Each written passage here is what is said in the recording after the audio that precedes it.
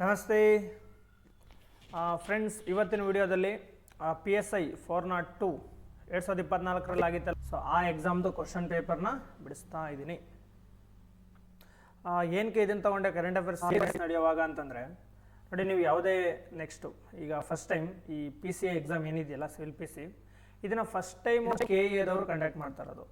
First time ಮಾಡ್ತಾ ಇರೋದು. ಇಲ್ಲಿವರೆಗೆ ಯಾರು ಮಾಡ್ತಾಯಿದ್ರು? KSP ಅವರು ಮಾಡ್ತಾಯಿದ್ರು. ಸೊ PC ಎಕ್ಸಾಮ್ನಲ್ಲಿ ಕ್ವಶನ್ ಪೇಪರ್ ಹೇಗಿರುತ್ತೆ ಅನ್ನೋದು ಯಾರಿಗೂ ಗೊತ್ತಿಲ್ಲ, ಯಾಕೆಂದರೆ ಇದು ಫಸ್ಟ್ ಟೈಮ್ ಮಾಡ್ತಿರೋದ್ರಿಂದ ನಮಗೆ ಅದನ್ನು ಎಕ್ಸಾಮ್ ಬರೆಯೋವಾಗಲೇ ಅಷ್ಟೇ ಗೊತ್ತಾಗೋದು. ಸೊ ಅದಕ್ಕೆ ಏನು ಮಾಡ್ಬೋದು ಅಂತಂದರೆ ನಾವು, ಸೊ 2024ರಲ್ಲಿ ಎಕ್ಸಾಮ್ ಆಗಿದಾವಲ್ಲ PSI ಎಕ್ಸಾಮ್ಗಳು ಯಾವ್ಯಾವುದು, ಒಂದು 402, ಇನ್ನೊಂದು 545. ಈ ಎರಡು ಎಕ್ಸಾಮಲ್ಲಿ ಕ್ವಶನ್ ಪ್ಯಾಟರ್ನ್ ಹೇಗಿದೆ, ಯಾಕೆಂದರೆ ಇವೆರಡನ್ನೂ ಕಂಡಕ್ಟ್ ಮಾಡಿರೋದು KEನೇ. ಸೊ ಇದರಲ್ಲಿ ಕ್ವಶನ್ ಪ್ಯಾಟರ್ನ್ ಹೇಗಿದೆ ಅಂತ ನೋಡಿಕೊಂಡ್ರೆ ನಾವು ಈಗ ಬರೋ PCನಲ್ಲಿ ಹೇಗಿರ್ಬೋದು ಅನ್ನೋದನ್ನು ಗೆಸ್ ಮಾಡ್ಬೋದು. ಸೊ ಅದಕ್ಕೋಸ್ಕರ ಏನು ಮಾಡ್ತಾ ಇದ್ದೀನಿ ಅಂದರೆ, ಸೊ ಈಗ ನಾವು 402 ಬಿಡಿಸ್ತಾ ಇದ್ದೀನಿ ಇವಾಗ ಈ ಪೇಪರಲ್ಲಿ 402. ನೆಕ್ಸ್ಟು ಇದೊಂದು 2 ಸೀರೀಸ್ ಮಾಡೋಣ. 100 ಕ್ವಶನ್ನ ಒಟ್ಟಿಗೆ ತೊಗೊಳಕ್ಕಾಗೋದಿಲ್ಲ, ವಿಡಿಯೋ ಲಾಂಗ್ ಆಗಿಬಿಡುತ್ತೆ. ಅದಕ್ಕೋಸ್ಕರ ಒಂದು ಪಾರ್ಟ್ 1 ಪಾರ್ಟ್ 2 ಅಂತ ಎರಡು ವಿಡಿಯೋಗಳನ್ನ ಮಾಡ್ತೀನಿ ಇದಕ್ಕೆ ಸಂಬಂಧಪಟ್ಟಂತೆ. ಇದನ್ನು ಕೇರ್ಫುಲ್ಲಾಗಿ ಗಮನಿಸಿ. ನೀವು ಕ್ವಶನ್ ಪೇಪರು ಯಾವ ಥರ ಬಂದಿದೆ, ಅದನ್ನು ಯಾವ ಥರ ಅನಲೈಸ್ ಮಾಡಬೇಕು ಅನ್ನೋದನ್ನು ನೀವು ಕರೆಕ್ಟಾಗಿ ಅಬ್ಸರ್ವ್ ಮಾಡ್ಕೊಳ್ಳಿ. ನೆಕ್ಸ್ಟ್ PCಗೆ ಇದೇ ಥರ ಬರುತ್ತೆ ಅಂತ ನೀವು ಒಂದು ಪ್ಯಾಟರ್ನ ಸೆಟ್ ಮಾಡ್ಕೋಬೋದು. ಮೈಂಡಲ್ಲಿ ಓದೋವಾಗ ಹೇಗೆ ಓದಬೇಕು ಅನ್ನೋದನ್ನು ಒಂದು ಐಡಿಯಾ ಮಾಡ್ಕೋಬೋದು. ಸೊ ಅದಕ್ಕೋಸ್ಕರ ನೀವು ಓದ್ತಾ ಇದ್ರ ಮಧ್ಯದಲ್ಲೇ ಇದನ್ನು ಸ್ಟಾರ್ಟ್ ಮಾಡ್ತಾ ಇದ್ದೀನಿ, ಒಂದು ಐಡಿಯಾ ಬರಲಿ ನಿಮ್ಗೆ ಹೇಗೆ ಓದಬೇಕು ಅಂತ. ಓಕೆನಾ? ಸೊ ಇವಾಗ ಇದನ್ನು ಟೈಮ್ ವೇಸ್ಟ್ ಮಾಡೋದು ಬೇಡ, ಸ್ಟಾರ್ಟ್ ಮಾಡೋಣ. ಯಾವುದೋ PSI 402 ಎಕ್ಸಾಮ್ 2024ರಲ್ಲಾಗಿತ್ತು. ಅದರ ಎಲ್ಲ ಪ್ರಶ್ನೆಗಳನ್ನ ಬಿಡಿಸ್ತಾ ಹೋಗೋಣ, ಸರಿನಾ? Let start. ಓಕೆ, ಬನ್ನಿ. ನೋಡಿದು ಫಸ್ಟ್ ಕ್ವಶನ್ನು. ಕುಟುಂಬದ ಮಹಿಳಾ ಮುಖ್ಯಸ್ಥರಿಗೆ ಮಾಸಿಕ 200 ಭತ್ಯೆ ದೊರೆಯುವ ಕರ್ನಾಟಕ ಸರ್ಕಾರದ ಯೋಜನೆಯನ್ನು ಹೆಸರಿಸಿ ಅಂತ ಕೇಳಿದ್ದಾರೆ. Okay, name the scheme of government of Karnataka under which women heads of house hold will be given A monthly allowance of 2000 ಅಂತ ಕೇಳಿದ್ದಾರೆ. ಓಕೆ, ಸೊ ಇದು ಕರ್ನಾಟಕದಲ್ಲಿ 2023 ಎಲೆಕ್ಷನ್ ಆಯ್ತಲ್ವಾ, ಅದರಲ್ಲಿ ಪಂಚ ಗ್ಯಾರಂಟಿಗಳು ಅಂತ ಕೊಟ್ಟಿದ್ದಾರೆ. ಪಂಚ ಗ್ಯಾರಂಟಿ ಅಂತ ಗೊತ್ತಿದೆ ಅಲ್ವಾ? ಸೊ ಪಂಚ ಗ್ಯಾರಂಟಿಗಳು. ಸೊ ಈ ಪಂಚ ಗ್ಯಾರಂಟಿಗಳಲ್ಲಿ ಇದು ಕೂಡ ಒಂದು. ಯಾವುದಿದು ಸ್ಕೀಮ್ ಹೆಸರು? 2000 ಮಹಿಳೆಯರಿಗೆ. ಒಂದು ಕುಟುಂಬದ ಮಹಿಳೆ ಅದರಲ್ಲಿ ಇದ್ರಾಗಿರ್ಬೇಕಾಗತ್ತೆ, ಏನಾಗಿರ್ಬೇಕು? ಹೆಡ್ ಆಗಿರ್ಬೇಕಾಗುತ್ತೆ, ಹೌಸ್ ಹೋಲ್ಡಲ್ಲಿ ಹೆಡ್ ಆಗಿರ್ಬೇಕಾಗುತ್ತೆ. ಸೊ ಆ ಥರ ಹೌಸ್ ಹೋಲ್ಡ್ಗೆ ಏನು ಮಾಡ್ತಾರೆ? ಮಂತ್ಲಿ 2000 ರೂಪಾಯಿ ದುಡ್ಡನ್ನ ಕಳಿಸ್ಕೊಡ್ತಾರೆ ಅಲ್ವಾ? ಇದು ಯಾವುದು ಸ್ಕೀಮ್ ಅಂತ ಕೇಳಿದ್ದಾರೆ. ಸೊ ಸ್ಕೀಮ್ ಎಲ್ರಿಗೂ ನಿಮ್ಗೆ ಗೊತ್ತಿರುತ್ತೆ. ಆ್ಯಕ್ಚುಲಿ ಇದು ಸಿಂಪಲ್ ಕ್ವಶನ್, ಇದರಲ್ಲಿ ಏನು ಡಿಫಿಕಲ್ಟಿ ಲೆವೆಲ್ ಏನಿಲ್ಲ. ಸೊ ಕರ್ನಾಟಕ ಗೃಹಲಕ್ಷ್ಮಿ ಸ್ಕೀಮ್ ಅಂತ ಕರೀತಾರೆ ಇದನ್ನಲ್ವಾ? ಕರ್ನಾಟಕ ಗೃಹಲಕ್ಷ್ಮಿ ಸ್ಕೀಮ್ ಅಂತ ಕರೀತಾರೆ. ಇನ್ನು ಇವೆರಡು ಯಾವುದು ಯೋಜನೆಗಳು ಅಂತಂದ್ರೆ, ಕರ್ನಾಟಕ ಸಾಂತ್ವನ ಅಂದ್ರೆ ಇದು ಟೆಂಪ್ರರಿಯಾಗಿ ಕಿರುಕುಳಕ್ಕೊಳಗಾದಂತಹ, ಹಿಂಸೆಗೆ ಒಳಗಾದಂತಹ ಮಹಿಳೆಯರಿಗೆ ಟೆಂಪ್ರರಿಯಾಗಿ ಸಾಂತ್ವನ ನೀಡೋಕೆ ಇರುವಂತಹ ಒಂದು ಸ್ಕೀಮ್ ಇದು. ಕರ್ನಾಟಕ ಹೆಸರಲ್ಲೇ ಗೊತ್ತಾಗುತ್ತೆ, ಸಾಂತ್ವನ ಸ್ಕೀಮ್ ಅಂತ, ಮಹಿಳೆಯರಿಗೆ ಸಂಬಂಧಪಟ್ಟಿದ್ದು. ಕರ್ನಾಟಕ ಶಕ್ತಿ ಸ್ಕೀಮ್ ಇದೇನು ಸಂಬಂಧಪಟ್ಟಿದೆ ನಿಮ್ಗೆ ಗೊತ್ತಿದೆ, ಇದು ಫ್ರೀ ಬಸ್ ಅಲ್ವಾ? ಫ್ರೀ ಬಸ್ನ ಕೊಡೋದಕ್ಕೆ ಅಂತ ಇಟ್ಟಿರುವಂಥದ್ದು. ನಮ್ಮ ರಾಜ್ಯದ ಮಹಿಳೆಯರಿಗೆ ಮಾತ್ರ, ರಾಜ್ಯದ ಒಳಗಡೆ ಓಡಾಡೋದಕ್ಕೆ ಮಾತ್ರ ಇದು ಇರೋದಂಥ ಸ್ಕೀಮು. ಪಂಚ ಗ್ಯಾರಂಟಿಗಳಲ್ಲಿ ಇದು ಕೂಡ ಒಂದು. ಇನ್ನೊಂದು ಕರ್ನಾಟಕ ಗೃಹ ಜ್ಯೋತಿ, ಇದು ಕೂಡ ನಿಮ್ಗೆ ಗೊತ್ತಿರುತ್ತೆ. ಇದು ಪಂಚ ಗ್ಯಾರಂಟಿನಲ್ಲಿ ಕೂಡ ಒಂದು. ಅಪ್ ಟು 200 ಯೂನಿಟ್ವರೆಗೂ ಏನು ಕೊಡ್ತಾರೆ? ಕರೆಂಟನ್ನ ಫ್ರೀ ಕೊಡ್ತಾರೆ. 200 ಯೂನಿಟ್ ಕೊಡಲ್ಲ ಎಲ್ಲರಿಗೂ, ಮ್ಯಾಕ್ಸಿಮಮ್ 200 ಯೂನಿಟ್ವರೆಗೂ ಕೊಡ್ತಾರೆ. ಓಕೆನಾ? ಸೊ ಇದು ಇದ್ರ ಸ್ಕೀಮ್ ಸಂಬಂಧಪಟ್ಟಿದ್ದು. ಇಲ್ಲಿ ಕ್ವಶನ್ಗೆ ಆನ್ಸರ್ ಯಾವುದು? 200 ಕೊಡೋದು ಕರ್ನಾಟಕ ಗೃಹಲಕ್ಷ್ಮಿ ಸ್ಕೀಮ್. ಒಟ್ಟು ಪಂಚ ಗ್ಯಾರಂಟಿಗಳಲ್ಲಿ ಫ್ರೆಂಡ್ಸ್ ಸುಮಾರು ಒಂದು 50,000 ಕೋಟಿ ಬರುತ್ತೆ ಇದಕ್ಕೆ ಟೋಟಲ್ ಬಜೆಟ್. ಅದರಲ್ಲಿ ಸುಮಾರು ಹತ್ತತ್ರ 30,000 ಕೋಟಿವರೆಗೂ ಇದೊಂದೇ ಸ್ಕೀಮ್ಗೆ ಖರ್ಚಾಗ್ತಾ ಇದೆ. ಸೊ ದೊಡ್ಡ ಅಮೌಂಟು ಖರ್ಚಾಗ್ತಾ ಇರೋ ಸ್ಕೀಮ್ ಯಾವುದು ಅಂದರೆ ಇದೇ, ಈ ಪಂಚ ಗ್ಯಾರಂಟಿಗಳಲ್ಲಿ. ಓಕೆನಾ? Okay next one. ಇಲ್ಲಿ ಅದಕ್ಕೆ ಎಕ್ಸ್ಪ್ಲನೇಷನ್ ಇದೆ, ಸೇಮ್ ಎಕ್ಸ್ಪ್ಲನೇಷನ್ ಅಷ್ಟೇ. ಮಾರ್ಕ್ಸ್ಗೆ 2000 ಕೊಡ್ತಾರೆ. ಸೊ ಯಾವುದು? ಕರ್ನಾಟಕ ಗೃಹಲಕ್ಷ್ಮಿ ಯೋಜನೆ. ಸಾಂತ್ವನ ಯೋಜನೆ ಹಿಂಸಾಚಾರಕ್ಕೆ ಒಳಗಾದ ಮಹಿಳೆಯರಿಗೆ ತಕ್ಷಣದ ಪರಿಹಾರ ಮತ್ತು ನೆರವು ನೀಡೋದು. ಶಕ್ತಿ ಯೋಜನೆ ಯಾವುದಕ್ಕೆ? ರಾಜ್ಯದೊಳಗೆ ಮಹಿಳೆಯರಿಗೆ ಉಚಿತ ಬಸ್. ಕರ್ನಾಟಕ ಗೃಹ ಜ್ಯೋತಿ ಏನಿಕೆ? ಮನೆಗಳಿಗೆ ತಿಂಗಳಿಗೆ 200 ಯೂನಿಟ್ವರೆಗೆ ಉಚಿತ ವಿದ್ಯುತ್ ಕೊಡೋದು. ಓಕೆನಾ? Okay, next question. 1954ರಲ್ಲಿ ಕನ್ನಡದಲ್ಲಿ ಅತ್ಯುತ್ತಮ ಚಲನಚಿತ್ರಕ್ಕಾಗಿ ರಾಷ್ಟ್ರೀಯ ಚಲನಚಿತ್ರ ಪ್ರಶಸ್ತಿ, ನ್ಯಾಷನಲ್ ಫಿಲ್ಮ್ ಅವಾರ್ಡ್ ಪಡೆದ ಮೊದಲ ಕನ್ನಡದ ಚಲನಚಿತ್ರ ಯಾವುದು ಅಂತ ಕೇಳಿದ್ದಾರೆ. ಇದು ಒಂಥರ GK ಥರ, ಸಬ್ಜೆಕ್ಟಿಗೆ ಸಂಬಂಧಪಡೋದಿಲ್ಲ, ಜನರಲ್ ಆಗಿ ಕೇಳಿದ್ದಾರೆ. ಸೊ ಇಲ್ಲಿ ಆನ್ಸರು ಡಾಕ್ಟರ್ ರಾಜ್ಕುಮಾರ್ ಅವರು ನಟಿಸಿರುವಂಥ ಮೊದಲ ಚಿತ್ರ ಬೇಡರ ಕಣ್ಣಪ್ಪ, ಇದು ಇದಕ್ಕೆ ಆನ್ಸರ್. ಓಕೆನಾ? ಸೊ ಇದಕ್ಕೆ ಸಂಬಂಧಪಟ್ಟಂಗೆ ನೋಡೋದಾದ್ರೆ ಬೇಡರ ಕಣ್ಣಪ್ಪ ಆನ್ಸರ್. ಇದರ ಫಿಲ್ಮ್ 1954ರಲ್ಲಿ ಬಂತು. ಡೈರೆಕ್ಟರ್ ಹೆಸರು ನೆನ್ಪಿಟ್ಕೊಳ್ಳಿ, HLN ಸಿಂಹ ಅಂತ. ಓಕೆ, ಡೈರೆಕ್ಟರ್ ಯಾರು? HLN ಸಿಂಹ ಅಂತ. ಇದೇನಿದು this film mark the debut of the legendary actor. So doctor Rajkumar ಅವರು ನಟಿಸಿದ ಮೊದಲ ಚಿತ್ರ ಇದು. ಓಕೆ, ಡೆಬ್ಯೂಟ್ ಮಾಡಿದ್ದು doctor Rajkumar and was the first Kannada film to win a national film award. ಅಂದ್ರೆ ನ್ಯಾಷನಲ್ ಫಿಲ್ಮ್ ಅವಾರ್ಡ್ನ ಪಡ್ಕೊಂಡಂತ ಕನ್ನಡದ ಮೊದಲ ಚಿತ್ರ ಆಗಿದೆ ಇದು. ಓಕೆನಾ? Okay, next question. ಕೆಳಗಿನವುಗಳಲ್ಲಿ ಯಾವುದು ತಪ್ಪಾಗಿ ಹೊಂದಿಕೆಯಾಗಿದೆ ಅಂತ ಹೇಳಿದ್ದಾರೆ. ಓಕೆ, ನೋಡೋಣ ಅದ್ರಲ್ಲಿ ಯಾವ್ದು ತಪ್ಪಾಗಿದೆ ಅಂತ ಮ್ಯಾಚ್ ಮಾಡಬೇಕೀಗ. ಭಾರತ ಅತಿ ದೊಡ್ಡ ಪ್ಲಾನೆಟೋರಿಯಂ ಎಲ್ಲಿದೆ ಅಂತ ಕೇಳಿದ್ದಾನೆ. ಪ್ಲಾನೆಟೋರಿಯಂ ಎಲ್ಲಿದೆ? ಅದು ಬಿರ್ಲಾ ಪ್ಲಾನೆಟೋರಿಯಂ ಅಂತ ಕೊಟ್ಟಿದ್ದಾನೆ. ಇದು ರೈಟ್ ಸ್ಟೇಟ್ಮೆಂಟ್, ಮ್ಯಾಚ್ ಆಗುತ್ತೆ. ರೈಟ್. ಸೆಕೆಂಡ್, ಭಾರತದ ಅತಿ ದೊಡ್ಡ ಗುಮ್ಮಟ, ಇದು ನಿಮಗೆ ಗೊತ್ತಿರುತ್ತೆ, ಗೋಲ್ ಗುಂಬಜ್ ವಿಜಯಪುರದಲ್ಲಿದೆ ಅಲ್ವಾ, ಆದಿಲ್ ಶಾಹಿ ಅವರು ಕಟ್ಸಿರೋದು ಗೋಲ್ ಗುಂಬಜ್. ಇದು ಭಾರತ ಅತಿ ದೊಡ್ಡ ಗುಮ್ಮಟ. Very good. ಮೂರನೇ ನೋಡಿ, ಭಾರತ ಅತಿ ದೊಡ್ಡ ಗುರುದ್ವಾರ ಎಲ್ಲಿ ಬರುತ್ತೆ ಇದು? So golden temple Amritsar. ಇದು ಕೂಡ ರೈಟ್ ಅಲ್ವಾ? ಸೊ ಗೋಲ್ಡನ್ ಟೆಂಪಲ್ ಅಮೃತ್ಸರ್ ಅಲ್ಲಿ ಇದೆ, ಇದು ರೈಟ್. ಭಾರತ ಅತಿ ದೊಡ್ಡ ಯಾವುದು ಸಂಗ್ರಹಾಲಯ ಅಂದ್ರೆ museum, largest museum in India ಯಾವುದು ಅಂತ ಕೇಳಿದ್ದಾನೆ. ಇಲ್ಲಿ ಸಾಲಾರ್ಜಂಗ್ ಮ್ಯೂಸಿಯಂ ಹೈದರಾಬಾದ್ ಅಂತ ಕೊಟ್ಟಿದ್ದಾರೆ. ಇದು ಬರಲ್ಲ, ಇದ್ರ ಜೊತೆ ಕೋಲ್ಕತ್ತಾ ಬರುತ್ತೆ. ಓಕೆ, ಕೋಲ್ಕತ್ತಾದಲ್ಲಿ ಒಂದು ಮ್ಯೂಸಿಯಂ ಇದೆ, ಅದು ದೊಡ್ಡದು. ಓಕೆನಾ? ಇದ್ರ ಬಗ್ಗೆ ನೋಡಿ ಸ್ವಲ್ಪ ಇಲ್ಲಿ ಎಕ್ಸ್ಪ್ಲೇಷನ್ ನೋಡಿ. ಇಲ್ಲಿ ಕೋಲ್ಕತ್ತಾದಲ್ಲಿರುವ ಭಾರತೀಯ ವಸ್ತು ಸಂಗ್ರಹಾಲಯವು ಭಾರತದ ಅತ್ಯಂತ ದೊಡ್ಡ ಮತ್ತು ಹಳೆಯ ವಸ್ತು ಸಂಗ್ರಹಾಲಯವಾಗಿದೆ. ಓಕೆನಾ? ಸಾಲಾರ್ಜಂಗ್ ವಸ್ತು ಸಂಗ್ರಹಾಲಯವು ದೇಶದ ಅತಿ ದೊಡ್ಡ ವಸ್ತು ಸಂಗ್ರಹಾಲಯಗಳಲ್ಲಿ ಒಂದಾಗಿದೆ ಅಷ್ಟೇ. ಇದೇ ದೊಡ್ಡದಲ್ಲ. ದೊಡ್ಡದು ಯಾವುದು? ಕೋಲ್ಕತ್ತಾದಲ್ಲಿರುವಂತಹ ಭಾರತೀಯ ವಸ್ತು ಸಂಗ್ರಹಾಲಯ. ಇದು ದೇಶದ ಅತಿ ದೊಡ್ಡ ಒಂದು ಮ್ಯೂಸಿಯಂ ಆಗಿದೆ. ಓಕೆನಾ? Okay, next. ಸೊ ಅಲ್ಲಿ ಆನ್ಸರ್ ಯಾವ್ದಾಗಬೇಕಿಲ್ಲಿ? Fourth one. ಇದು ಮ್ಯಾಚ್ ಆಗಿಲ್ಲ. ನೆಕ್ಸ್ಟ್ ಒನ್ ನೋಡಿ. Next question. ಸ್ಪೀಡಾಗಿ ಮುಗಿಸೋಣ. 2 ವಿಡಿಯೋದಲ್ಲಿ ಮುಗಿಸ್ಬೇಕು ಅನ್ಕೊಂಡಿದ್ದೀನಿ, ಯಾಕಂದ್ರೆ ಇದನ್ನ ಸುಮಾರು ಕ್ವಶನ್ ಪೇಪರ್ಗಳನ್ನ ತಗೋಬೇಕು ಫ್ರೆಂಡ್ಸ್. ಇದು ಈಗ ಮಾಡ್ತಾ ಇರೋದು 402 ಅಲ್ವಾ? ಸೊ ಇದೇ 2 ವಿಡಿಯೋ ಬಂದ್ಬಿಡುತ್ತೆ. ಆಮೇಲೆ 545 ಇದು ಬರುತ್ತಲ್ಲ, ಇದು 2 ವಿಡಿಯೋ ಬರುತ್ತೆ. ಇದ್ರ ಜೊತೆಗೆ KE ಕಂಡಕ್ಟ್ ಮಾಡಿರೋ ಸುಮಾರು ಕ್ವಶನ್ ಪೇಪರ್ಗಳಿದಾವಲ್ವಾ, ಅದರಲ್ಲಿ ಒಂದು 10 ಬಿಡಿಸೋಣ ಅಂತಿದ್ದೀನಿ. ಸೊ ಅಷ್ಟು ಬಿಡಿಸ್ಬೇಕಂದ್ರೆ ತುಂಬಾ ಎಕ್ಸ್ಪ್ಲನೇಷನ್ ಕೊಡೋದಕ್ಕಾಗೋದಿಲ್ಲ. ಸೊ ಎಷ್ಟು ಸಾಧ್ಯನೋ ಅಷ್ಟನ್ನ ಮಾತ್ರ ಕೊಟ್ಕೊಂಡು ಇದನ್ನ ಬೇಗ ಹೋಗೋಣ, ತುಂಬಾ ಡೆಪ್ತ್ ಹೋಗೋದು ಬೇಡ ಇದರಲ್ಲಿ. ಓಕೆನಾ? Okay, next. ಭಾರತೀಯ ಸಂವಿಧಾನದ 42ನೇ ತಿದ್ದುಪಡಿ ಕಾಯ್ದೆ 1976 ಅನ್ನು ಜನಪ್ರಿಯವಾಗಿ ಏನೆಂದು ಕರೆಯಲಾಗುತ್ತದೆ? ಇದು ಎಲ್ಲ ಸಿಂಪಲ್ ಕ್ವಶನ್ ಫ್ರೆಂಡ್ಸ್. ಇದೇನು ನೀವು ಬೇಸಿಕ್ಸ್ ಓದಿದ್ರೆ ಸಾಕಿದನ್ನೆಲ್ಲ ಆನ್ಸರ್ ಮಾಡ್ಬೋದು. ಸೊ ಇದೇನಂದ್ರೆ ಮಿನಿ ಸಂವಿಧಾನ, ಮಿನಿ ಕಾನ್ಸ್ಟಿಟ್ಯೂಷನ್ ಅಂತ ಕರೀತಾರೆ. ಯಾಕೆ ಆ ಥರ ಕರೀತಾರೆ ನೋಡಿ, 42ನೇ ತಿದ್ದುಪಡಿನಲ್ಲಿ ಸಂವಿಧಾನದಲ್ಲಿ ಬಹುಪಾಲು ಭಾಗಗಳಲ್ಲಿ ಚೇಂಜಸ್ನ ಮಾಡಿಬಿಡ್ತಾರೆ. ತುಂಬಾ ಎಕ್ಸ್ಟೆನ್ಸಿವ್ ಚೇಂಜಸ್ನ ಮಾಡಿದ್ರಿಂದಾಗಿ ಇದನ್ನ ಈ ಹೆಸರಿಂದ ಕರೆಯಲಾಗುತ್ತೆ. ಇಲ್ಲಿ ನೀವು ಕೆಲವೊಂದನ್ನು ನೋಡೋದಾದ್ರೆ ನೋಡಿ, ಇಲ್ಲಿ ಏನೇನು ವ್ಯಾಪಕ ಬದಲಾವಣೆ. ಇದು ಭಾರತದ ಇತಿಹಾಸದಲ್ಲಿ ಸಂವಿಧಾನಕ್ಕೆ ಅತ್ಯಂತ ವ್ಯಾಪಕವಾದ ಬದಲಾವಣೆಗಳನ್ನ ತಂದಿತು. ಪೀಠಿಕೆನಲ್ಲಿ ಫಸ್ಟ್ ಚೇಂಜ್ ಆಗುತ್ತೆ ನೋಡಿ. ಪೀಠಿಕೆಗೆ ಈ ನೋಡಿ, ಇವೆರಡು ಸಂವಿಧಾನ ಜಾರಿಗೆ ಬಂದಾಗ ಇರಲಿಲ್ಲ ಫ್ರೆಂಡ್ಸ್. ಇದು ಸಮಾಜವಾದಿ, ಸೋಷಿಯಲಿಸ್ಟ್, ಜಾತ್ಯತೀತ ಅಂದ್ರೆ ಸೆಕ್ಯುಲರಿಸಂ, ಇನ್ನೊಂದು ಸಮಗ್ರತೆ, ಇಂಟಿಗ್ರಿಟಿ. ಈ 3 ವರ್ಡ್ಗಳು ಸೇರಿದ್ದು ಯಾವಾಗ? 42ನೇ ತಿದ್ದುಪಡಿನಲ್ಲಿ. ಸಮಾಜವಾದಿ, ಜಾತ್ಯತೀತ ಮತ್ತು ಸಮಗ್ರತೆ, ಇನ್ನ 3 ವರ್ಡ್ಗಳು. ಅದು ಬಿಟ್ಟರೆ ಮೂಲಭೂತ ಕರ್ತವ್ಯಗಳನ್ನ ಫಸ್ಟ್ ಟೈಮ್ ಇಂಟ್ರೊಡ್ಯೂಸ್ ಮಾಡ್ತಾರೆ. ಯಾವ ಭಾಗದಲ್ಲಿ? ಭಾಗ 4A. ಓಕೆ, 4A ಈ ಪಾರ್ಟ್ಗೆ ಫಂಡಮೆಂಟಲ್ ಡ್ಯೂಟೀಸ್ನ ಇಂಟ್ರೊಡ್ಯೂಸ್ ಮಾಡ್ತಾರೆ. ಯಾವ ಸಮಿತಿಯ ಆಧಾರದ ಮೇಲೆ, ರಿಪೋರ್ಟ್ ಆಧಾರದ ಮೇಲೆ ಅಂದ್ರೆ ಸ್ವರ್ಣ ಸಿಂಗ್ ಸಮಿತಿಯ ಆಧಾರದ ಮೇಲೆ ಸಂವಿಧಾನಕ್ಕೆ 10 ಮೂಲಭೂತ ಕರ್ತವ್ಯಗಳನ್ನ ಸೇರಿಸಲಾಗುತ್ತೆ. ಅದಾದ ನಂತರ ಒಂದೇ ಆಡ್ ಆಗಿದೆ. ಒಟ್ಟು ಟೋಟಲ್ ಈಗ ಪ್ರೆಸೆಂಟ್ 11 ಇದೆ. ಓಕೆ, ಸೊ ಈ ಭಾಗನೇ ಕಂಪ್ಲೀಟ್ ಆಗಿ ಹೊಸದಾಗಿ ಸೇರಿಸಿದ್ದು. 4ನೇ ಭಾಗ ಇತ್ತು DPSP ಅಂತ, ಹೊಸ ಭಾಗ ಏನು 4A ಅಂತ. ಇದಕ್ಕೆ ಮೂಲಭೂತ ಕರ್ತವ್ಯಗಳು ಅಂತ ಸೇರಿಸ್ತಾರೆ. ಕಂಪ್ಲೀಟ್ ಆಗಿ ಹೊಸದಿದು. ನೆಕ್ಸ್ಟ್ ಕೇಂದ್ರೀಕರಣ. ಇದು ಕೇಂದ್ರ ಸರ್ಕಾರ ಮತ್ತು ಸಂಸತ್ತಿನ ಅಧಿಕಾರವನ್ನು ಗಣನೀಯವಾಗಿ ಹೆಚ್ಚಿಸಿತು. ಅಂದ್ರೆ ಇಲ್ಲಿ ಕೆಲವೊಂದು ಅಧಿಕಾರಗಳೇನು ರಾಜ್ಯಕ್ಕೆ ಇತ್ತಲ್ಲ, ಅದನ್ನ ತಾನೇ ಕೇಂದ್ರ ಸರ್ಕಾರ ತನ್ನ ನಿಯಂತ್ರಣಕ್ಕೆ ತಗೊಳುತ್ತೆ. ಅದ್ರ ಜೊತೆಗೆ ಸುಪ್ರೀಂ ಕೋರ್ಟ್ನ ಜುಡಿಷಿಯಲ್ ರಿವ್ಯೂ ಪವರ್ನು ಕೂಡ ಅದು ಸ್ವಲ್ಪ ಕಟ್ ಮಾಡಿರುತ್ತೆ. ಈ ತರ ಹಲವಾರು ಚೇಂಜಸ್ನ ಮಾಡಿದ್ರಿಂದ ಇದನ್ನ ಮಿನಿ ಸಂವಿಧಾನ ಅಂತ ಕರೆಯಲಾಗುತ್ತೆ 42ನೇ ತಿದ್ದುಪಡಿಯನ್ನ. ಓಕೆನಾ? Okay, next question. 6ನೇದು, ಕರ್ನಾಟಕ ವಿಧಾನಸಭೆಯಲ್ಲಿ 224 ಕ್ಷೇತ್ರಗಳ ಪೈಕಿ ಪರಿಶಿಷ್ಟ ಜಾತಿಗಳಿಗೆ ಎಷ್ಟು ಕ್ಷೇತ್ರಗಳನ್ನು ಮೀಸಲಿಡಲಾಗಿದೆ ಅಂತ ಕೇಳಿದ್ದಾರೆ. Okay, in Karnataka legislative assembly among 224 constituencies how many constituency reserved for schedule caste? ಅಂದ್ರೆ SCಗಳಿಗೆ ಎಷ್ಟು ಪೋಸ್ಟ್ಗಳನ್ನ ಅಥವಾ ಪೋಸ್ಟ್ ಮೀನ್ಸ್ ಕಾನ್ಸ್ಟಿಟ್ಯೂಯೆನ್ಸಿಗಳನ್ನ, ಕ್ಷೇತ್ರಗಳನ್ನ ಮೀಸಲಿಟ್ಟಿದ್ದಾರೆ ಕರ್ನಾಟಕ ವಿಧಾನಸಭೆಯಲ್ಲಿ ಅಂತ ಕೇಳಿದ್ದಾರೆ. ಓಕೆನಾ? ಸೊ ಇಲ್ಲಿ ನೋಡಿದ್ದು ಒಟ್ಟು 224 ಕ್ಷೇತ್ರಗಳಲ್ಲಿ ಹೊಂದಿರುವ ಕರ್ನಾಟಕ ವಿಧಾನಸಭೆಯಲ್ಲಿ 36 ಸ್ಥಾನಗಳು SCಗೆ ಮೀಸಲಾಗಿದೆ. 36 ಸ್ಥಾನಗಳು. ಓಕೆನಾ? ಹೆಚ್ಚುವರಿಯಾಗಿ ವಿಧಾನಸಭೆಯಲ್ಲಿ ನೋಡಿ, ವಿಧಾನಸಭೆಯಲ್ಲಿ ಪರಿಶಿಷ್ಟ ಪಂಗಡಗಳಿಗೆ, ಇದು ನೆನ್ಪಿಟ್ಕೊಳ್ಳಿ, ಇಲ್ಲಿ ಕ್ವಶನ್ ಕೇಳಿರೋದು SCಗಳಿಗೆ ಎಷ್ಟು ಅಂತ. SCಗಳಿಗೆ 36 ನಮ್ಮ ಸ್ಟೇಟ್ ಅಲ್ಲಿ. STಗಳಿಗೆ ಎಷ್ಟು? STಗಳಿಗೆ 15 ಸ್ಥಾನಗಳು. 15 ಸ್ಥಾನಗಳು STಗೆ ಮೀಸಲಾಗಿದೆ, ಶೆಡ್ಯೂಲ್ ಟ್ರೈಬ್ಗೆ ಮೀಸಲಾಗಿದೆ. ಹಾಗೇನೆ ನಮ್ಮ ಸಂಸತ್ನಲ್ಲೂ ಕೂಡ ರಿಸರ್ವ್ ಇದೆ SC STಗೆ. ಅದರಲ್ಲಿ ಪರ್ಟಿಕ್ಯುಲರ್ ಲೋಕಸಭೆಗೆ ರಿಸರ್ವ್ ಇರುತ್ತೆ. ಯಾವ ಆರ್ಟಿಕಲ್ ಮೂಲಕ? ಆರ್ಟಿಕಲ್ 330 330ನೇ ವಿಧಿಯ ಪ್ರಕಾರ ಪ್ರತಿ ರಾಜ್ಯದಲ್ಲಿನ ಆಯಾ ಸಮುದಾಯದ ಜನಸಂಖ್ಯೆಯ ಗಾತ್ರಕ್ಕೆ ಅನುಗುಣವಾಗಿ ಈ ಸೀಟ್ಗಳನ್ನ ಹಂಚಿಕೆ ಮಾಡಿದ್ದಾರೆ.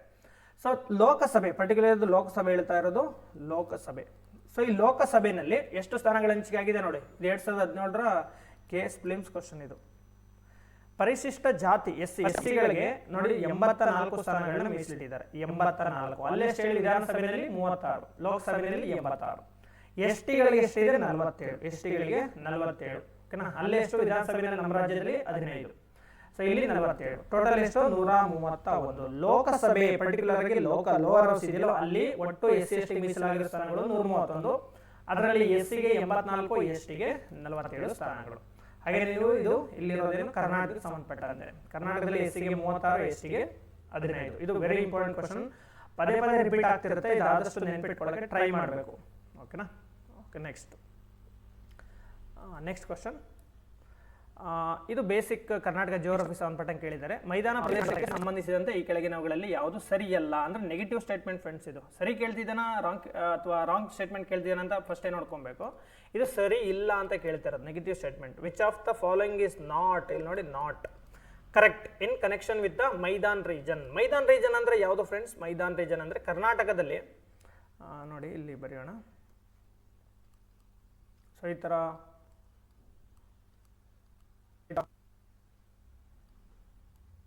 ನೋಡಿ ಇಲ್ಲಿ. ಸೊ ಇದು ಕರ್ನಾಟಕ. ಈ ಕರ್ನಾಟಕದಲ್ಲಿ ಕರ್ನಾಟಕನ ಎಷ್ಟು ಭೌಗೋಳಿಕ ಪ್ರದೇಶಗಳಾಗಿ ವಿಂಗಡಿಸಿದ್ದಾರೆ ನೋಡಿ. ಕರ್ನಾಟಕವನ್ನು 3 ಭೌಗೋಳಿಕ ವಲಯಗಳಾಗಿ ವಿಂಗಡಿಸಿದ್ದಾರೆ. ಒಂದು ಇದು ಕರಾವಳಿ. ಓಕೆನಾ? ಇದು ಕರಾವಳಿ ಒಂದು.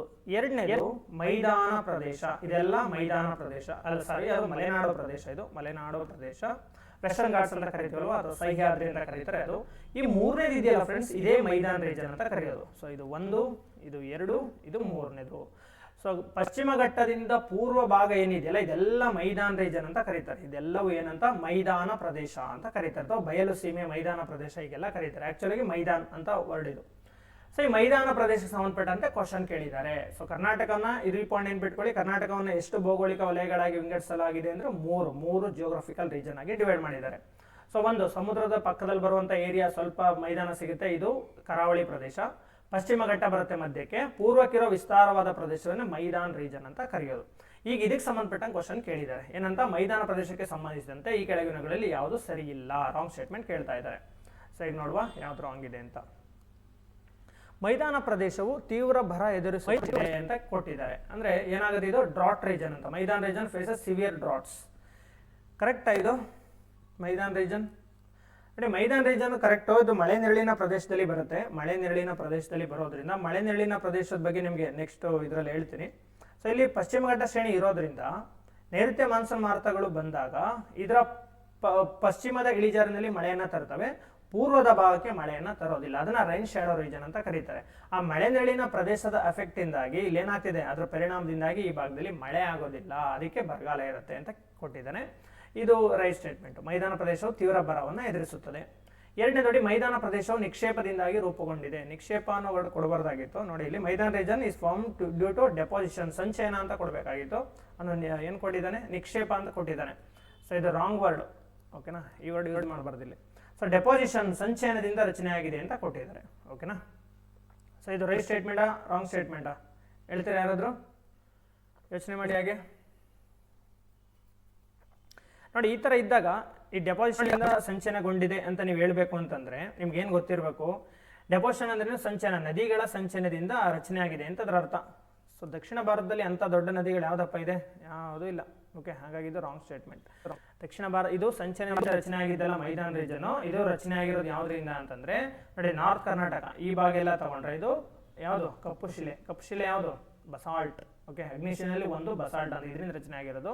ಅದೇ ದಕ್ಷಿಣ ಮೈದಾನ ಬನ್ನಿ, ದಕ್ಷಿಣ ಮೈದಾನ ಇದು ಅಗ್ನಿಶಿಲೆ, ಇದು ರೆಡ್ ಕಲರ್, ಇದರಿಂದ ರಚನೆ ಆಗಿರೋದು. ಅದಕ್ಕೆ ದಕ್ಷಿಣ ಮೈದಾನದಲ್ಲಿ ಕೆಂಪು ಮಣ್ಣಿದೆ, ಉತ್ತರ ಮೈದಾನದಲ್ಲಿ ಕಪ್ಪು ಮಣ್ಣಿದೆ. ಸೊ ಹಾಗಾಗಿ ಇದು ಸಂಚಯನದಿಂದ, ನದಿಗಳಿಂದ ಸಂಚಯನ ಆಗಿದ್ದಲ್ಲ, ಇದು ಜ್ವಾಲಾಮುಖಿಯಿಂದ ರಚನೆ ಆಗಿರೋದು. ಹಾಗಾಗಿ ಇದು ಮೈದಾನ ಪ್ರದೇಶ ನಿಕ್ಷೇಪದಿಂದಾಗಿ ರೂಪುಗೊಂಡಿದೆ, ಅಂದರೆ ಡೆಪಾಸಿಷನ್ ಇಂದ. ಹಾಗಾಗಿ ಇದು ರಾಂಗ್ ಸ್ಟೇಟ್ಮೆಂಟ್. ನೆಕ್ಸ್ಟ್ ನೋಡಿ, ಮೈದಾನ ಪ್ರದೇಶವು ಮಲೆನಾಡಿನ ಪೂರ್ವಕ್ಕೆ ಇದೆ.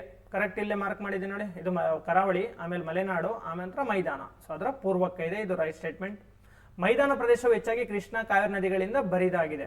ಬರಿದಾಗಿದೆ ಅಂದರೆ ನೋಡಿ ಏನು ಕೊಡಬೇಕು, ಮೈದಾನ್ ರೀಜನ್ ಲಾರ್ಜ್ಲಿ ಡ್ರೈನೇಡ್. ನೋಡಿ ಇದು ರಾಂಗ್ ಸ್ಟೇಟ್ಮೆಂಟ್ ಕನ್ನಡದಲ್ಲಿ ಎಲ್ಲ ತಪ್ಪೇ ಕೊಡ್ತಾರೆ ಫ್ರೆಂಡ್ಸ್, ನೀವು ತುಂಬ ಕೇರ್ಫುಲ್ ಆಗಿರಬೇಕು. ಇಷ್ಟು ಈಸಿ ವರ್ಡ್ಗಳನ್ನ ರಾಂಗ್ ಕೊಟ್ಟಿದ್ದಾನೆ. ಡ್ರೈನೇಡ್ ಅಂದರೆ ಆ ನೀರಿಂದ ತುಂಬಿದೆ ಅಂತ ಅರ್ಥ, ಅಥವಾ ಆ ಪ್ರದೇಶಗಳಿಗೆ ಈ ನದಿಗಳಿಂದ ನೀರು ಸಿಗುತ್ತೆ ಅಂತ ಇಲ್ಲಿ ಬರಿದಾಗಿರೋದು ಅಂತ ಕೊಟ್ಟಿದ್ದಾನೆ. ಓಕೆ, ಸೊ ನೀವು ಸ್ವಲ್ಪ ಇಂಗ್ಲೀಷ್ ನೋಡ್ಕೊಂಡ್ರೆ better. The Maidan region largely drained by Krishna Kaveri, correct ಅಲ್ವಾ? ಕರ್ನಾಟಕದಲ್ಲಿ ಸುಮಾರು 60% ನಮ್ಮ ಕೃಷ್ಣಾ ನದಿ ಜಲನಯನ ಪ್ರದೇಶನೇ ಬರುತ್ತೆ. ಸೆಕೆಂಡು ಕಾವೇರಿ ಬರುತ್ತೆ ಅಲ್ವಾ? ಇದೇ ಮೇನ್ ರಿವರ್ಗಳು ಕರ್ನಾಟಕದಲ್ಲಿ. ನಾರ್ತ್ ಅಲ್ಲಿ ಕೃಷ್ಣ, ಸೌತ್ ಅಲ್ಲಿ ಕರ್ನಾಟಕ. ಸೊ ಇದು ಕರೆಕ್ಟ್ ಸ್ಟೇಟ್ಮೆಂಟ್. ಓಕೆ, ಸೊ ಇಲ್ಲಿ ಏನು ಕೇಳಿದ್ರೆ ನೆಗೆಟಿವ್ ಸ್ಟೇಟ್ಮೆಂಟ್ ಕೇಳಿದ್ರೆ, ಹಾಗಾಗಿ ಸಂಚಲನದಿಂದ ರಚನೆ ಆಗಿದೆ ಇದು ಕೊಟ್ಟಿದ್ದಾನಲ್ವಾ, ಇದು ರಾಂಗ್ ಸ್ಟೇಟ್ಮೆಂಟ್. ಓಕೆನಾ? So B is the answer for this question. Next ನೋಡಿ, ಪ್ರಾಣಿಗಳಲ್ಲಿರುವ ಕಾಲು ಬಾಯಿ ರೋಗ ಅಂದರೆ ಫುಟ್ ಅಂಡ್ ಮೌತ್ ಡಿಸೀಸ್ ಅಂತ ಕರೀತಾರೆ. ಪ್ರಾಣಿಗಳಲ್ಲಿರುವ ಕಾಲು ಬಾಯಿ ರೋಗವು ಯಾವುದರಿಂದ ಉಂಟಾಗುತ್ತದೆ? ನೋಡಿ ಇಲ್ಲಿ ಕಾಲುಬಾಯಿ ರೋಗ ಒಂದು ತೀವ್ರವಾದ, ಹೆಚ್ಚು ಸಾಂಕ್ರಾಮಿಕ ಅಂದರೆ ಬೇಗ ಹರಡುತ್ತೆ ಒಬ್ಬರಿಂದ ಒಬ್ಬರಿಗೆ. ಇದು ಒಂದು ವೈರಸ್ ರೋಗ, ವೈರಸ್ ಇಂದ ಬರುವಂಥದ್ದು. ಯಾವುದು? ಕಾಲುಬಾಯಿ ರೋಗ ವೈರಸ್ ಇಂದ ಬರುತ್ತೆ. Foot and mouth disease in animals is caused by virus.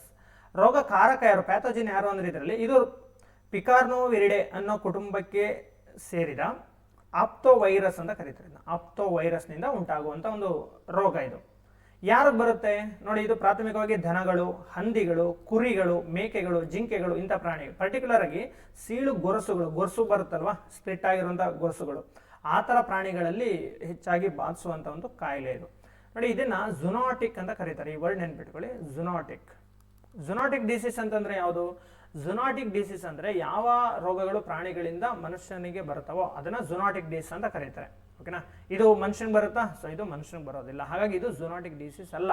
ನೀವು ಈ ವರ್ಡ್ ಹೇಳಿದ್ದಷ್ಟೇ. ಇಲ್ಲಿ ಝುನಾಟಿಕ್ ಡಿಸೀಸ್ ಅಂತಂದ್ರೆ ಪ್ರಾಣಿಗಳಿಂದ ಮನುಷ್ಯನಿಗೆ ಬರುವಂತ ರೋಗ. ಎಕ್ಸಾಂಪಲ್ KFD ಕೇಳಿದಿರಾ? ಕ್ಯಾಸನೂರ್ ಫಾರೆಸ್ಟ್ ಡಿಸೀಸ್ ಅಂತ. ಇದು ನೆಕ್ಸ್ಟ್ ಕ್ವಶನ್ ಇದೆ, ಅಲ್ಲಿ ಎಕ್ಸ್ಪ್ಲೈನ್ ಮಾಡ್ತೀನಿ ಇದ್ರ ಬಗ್ಗೆ. ಸೊ ಇದು ಝುನಾಟಿಕ್ ಡಿಸೀಸ್ ಆಗುತ್ತೆ, ಯಾಕೆಂದ್ರೆ ಇದು ನಮಗೆ ಕೋತಿ ಸತ್ತ ನಂತರ ಹುಳುಗಳು ಅದನ್ನ ನಮ್ಮ ಬಾಡಿಗೆ ಬರೋದಕ್ಕೆ ಕಾರಣ ಆಗಿರ್ತವೆ. ಓಕೆ, ಸೊ ಕಾಲುಬಾಯಿ ರೋಗ ಝುನಾಟಿಕ್ ಅಲ್ಲ, ಜಸ್ಟ್ ವೈರಸ್ ಇಂದ ಈ ಪ್ರಾಣಿಗಳಿಗೆ, ಗೊರಸಿರುವಂತ ಪ್ರಾಣಿಗಳಿಗೆ ಬರುವಂತ ರೋಗ. Okay, next one. Which Indian missile is capable of carrying nuclear weapons? ಓಕೆನಾ? Very important question, science and ಟೆಕ್ನಾಲಜಿನಲ್ಲಿ ಕೇಳಿದ್ದಾರೆ, ಸೈನ್ಸ್ ಅಂಡ್ ಟೆಕ್ನಾಲಜಿ ಸೆಕ್ಷನ್ ಅಲ್ಲಿ. ಈ ಕೆಳಗಿನ ಯಾವ ಭಾರತೀಯ ಕ್ಷಿಪಣಿಯು ಅಣ್ವಸ್ತ್ರಗಳನ್ನು ಕೊಂಡೊಯ್ಯುವ ಸಾಮರ್ಥ್ಯವನ್ನು ಹೊಂದಿದೆ? ಸೊ ಫಸ್ಟ್ ಆಪ್ಷನ್ ಏನಪ್ಪ? ಇವುಗಳಲ್ಲಿ ಯಾವುದು? ನನ್ ಆಫ್ ದೆಮ್ ಕೊಟ್ಟಿದ್ದಾನೆ, ನಾಗ್ ಕೊಟ್ಟಿದ್ದಾನೆ, ತ್ರಿಶೂಲ್ ಕೊಟ್ಟಿದ್ದಾನೆ, ಪೃಥ್ವಿ ಕೊಟ್ಟಿದ್ದಾನೆ. ಓಕೆ, ಸೊ ನಿಮಗೆ ಇದು ಗೊತ್ತಾಗೋದಕ್ಕಿಂತ ಮುಂಚೆ ಏನು ಗೊತ್ತಿರಬೇಕು ಅಂತಂದ್ರೆ ನೋಡಿ ಇಲ್ಲಿ. ಓಕೆ, ಇದು ನೋಡಿ. ಓಕೆ, ಸೊ ಭಾರತದಲ್ಲಿ ಒಂದು ಮಿಸೈಲ್ಗಳನ್ನ ಡೆವಲಪ್ ಮಾಡೋದಕ್ಕೆ ಅಂದ್ಬಿಟ್ಟು ಫಸ್ಟ್ ಟೈಮ್ ಒಂದು ಪ್ರೋಗ್ರಾಮ್ನ ತಗೊಂಡ್ಬರ್ತಾರೆ. ಆ ಪ್ರೋಗ್ರಾಮ್ ಹೆಸರು ನೋಡಿ IGMDP ಅಂತ. IGMDP ಅಂತಂದ್ರೆ ಏನು? ಇಂಟಿಗ್ರೇಟೆಡ್, ಇಲ್ಲಿದೆ ನೋಡಿ, integrated guided missile development programme ಅಂತ. ಓಕೆನಾ? Integrated guided missile development programme ಅಂತ ಒಂದು ಪ್ರೋಗ್ರಾಮ್ ತಗೊಂಡ್ಬರ್ತಾರೆ. ಈ ಪ್ರೋಗ್ರಾಮ್ ಅಂಡರ್ ಅಲ್ಲಿ ಒಟ್ಟು 5 ಮಿಸೈಲ್ಗಳನ್ನ ಡೆವಲಪ್ ಮಾಡೋ ಪ್ಲಾನ್ ಅನ್ನ ಹಾಕ್ತಾರೆ. ಓಕೆನಾ? ಯಾವ್ಯಾವ್ದು 5 ಮಿಸೈಲ್ಗಳು ಅಂತಂದ್ರೆ ನೋಡಿ, it was launch to develop a comprehensive range of missile, ವಿವಿಧ ರೀತಿಯ ಮಿಸೈಲ್ಗಳು. ಯಾವ್ಯಾವ್ದು 5? ಅದನ್ನ ಈ ಪಾಟ್ನಾ ಅನ್ನೋ ಹೆಸರಿಂದ ನೆನ್ಪಿಟ್ಕೊಳ್ಳಿ. ಪಾಟ್ನಾ, ಬಿಹಾರದ ರಾಜಧಾನಿ ಯಾವ್ದಪ್ಪ? ಪಾಟ್ನಾ, PATNA, ಪಾಟ್ನಾ. ಏನೇನು ನೋಡಿ ಇಲ್ಲಿ? ಅಗ್ನಿ ಮಿಸೈಲ್, ಪೃಥ್ವಿ, ಆಕಾಶ್, ತ್ರಿಶೂಲ್, ನಾಗ್, ಇವ್ 5. ಪಾಟ್ನಾ ಅಂತ ಹೆಂಗ್ ಬರುತ್ತೆ ನೋಡಿ, ಪಿ ಅಂದ್ರೆ ಏನಪ್ಪ? ಪೃಥ್ವಿ, ಎ ಅಂದ್ರೆ ಅಗ್ನಿ, ಟಿ ಅಂತಂದ್ರೆ ತ್ರಿಶೂಲ್, ಎನ್ ಅಂದ್ರೆ ನಾಗ್, ಎ ಅಂದ್ರೆ ಆಕಾಶ್. ಸೊ ಪಾಟ್ನಾ ಅಂತ ನೆನ್ಪಿಟ್ಕೊಳ್ಳಿ. ಈ integrated guided missile development programme under ಅಲ್ಲಿ ಈ 5 ಮಿಸೈಲ್ಗಳನ್ನ ಡೆವಲಪ್ ಮಾಡೋ ಪ್ಲಾನ್ ಅನ್ನ ಹಾಕೋತಾರೆ. ಇಲ್ಲಿ ಕ್ವಶನ್ ಕೇಳಿದ್ದು ಏನ್ ಕೇಳಿದ್ರೆ, ನ್ಯೂಕ್ಲಿಯರ್ ವಾರ್ ಹೆಡ್ ನ ಕ್ಯಾರಿ ಮಾಡೋ ಮಿಸೈಲ್ ಯಾವುದು ಅಂತ. ಇದಕ್ಕೆ ಆನ್ಸರ್ ಪೃಥ್ವಿ ಬರುತ್ತೆ. ಓಕೆನಾ?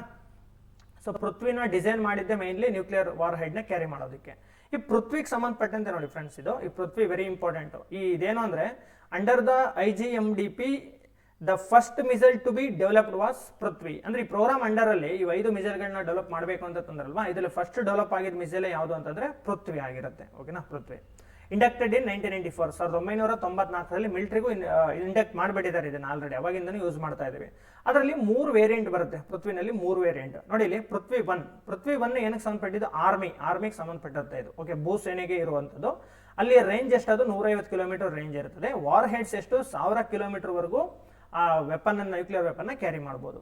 ಸೊ ಪೃಥ್ವಿ ಟು ಏನಕ್ಕೆ ಸಂಬಂಧಪಟ್ಟಿದೆ, ಏರ್ ಫೋರ್ಸ್ ಸಂಬಂಧಪಟ್ಟಿದ್ದು. ಓಕೆನಾ, ಏರ್ ಫೋರ್ಸ್ ಸಂಬಂಧಪಟ್ಟಿದ್ದು. ಇದು ರೇಂಜ್ ಎಷ್ಟು 250 ಕಿಲೋಮೀಟರ್, 500 ಇಂದ 1000 kg ವಾರ್ ಹೆಡ್ ನ ಕ್ಯಾರಿ ಮಾಡುತ್ತೆ. ಪೃಥ್ವಿ 3 ಇದು ನೇವಿ ನೌಕಾದಳಕ್ಕೆ ಇರುವಂತದ್ದು, ನೌಕಾದಳದಲ್ಲಿ ಬಳಸೋದನ್ನ ಪೃಥ್ವಿ 3 ಅಂತ ಕರಿತೀವಿ. ಸೊ ರೇಂಜ್ ಎಷ್ಟಿದೆ 350 ಕಿಲೋಮೀಟರ್, ವಾರ್ ಹೆಡ್ಸ್ ಎಷ್ಟು 1000 kg ವರೆಗೂ ವಾರ್ ಹೆಡ್ಸ್ ನ, ನ್ಯೂಕ್ಲಿಯರ್ ವಾರ್ ಹೆಡ್ಸ್ ನ ಕ್ಯಾರಿ ಮಾಡೋ ಕೆಪಾಸಿಟಿಯನ್ನು ಹೊಂದಿರುತ್ತೆ. ಇವು ನೆನ್ಪಿಟ್ಕೊಳ್ಳಿ ಫ್ರೆಂಡ್ಸ್, ಈ ಪೃಥ್ವಿನಲ್ಲಿ 3 ಇದೆ. ಪೃಥ್ವಿ 1 ಆರ್ಮಿಗೆ, ಪೃಥ್ವಿ 2 ಏರ್ ಫೋರ್ಸ್ಗೆ, ಪೃಥ್ವಿ 3 ಇದೆಯಲ್ಲ ಇದು ನೇವಿಗೆ ಸಂಬಂಧಪಟ್ಟಿದ್ದು. ಓಕೆ, ಸೊ ಇಲ್ಲಿ ಆನ್ಸರ್ ಪೃಥ್ವಿನೇ ಬರ್ತದೆ.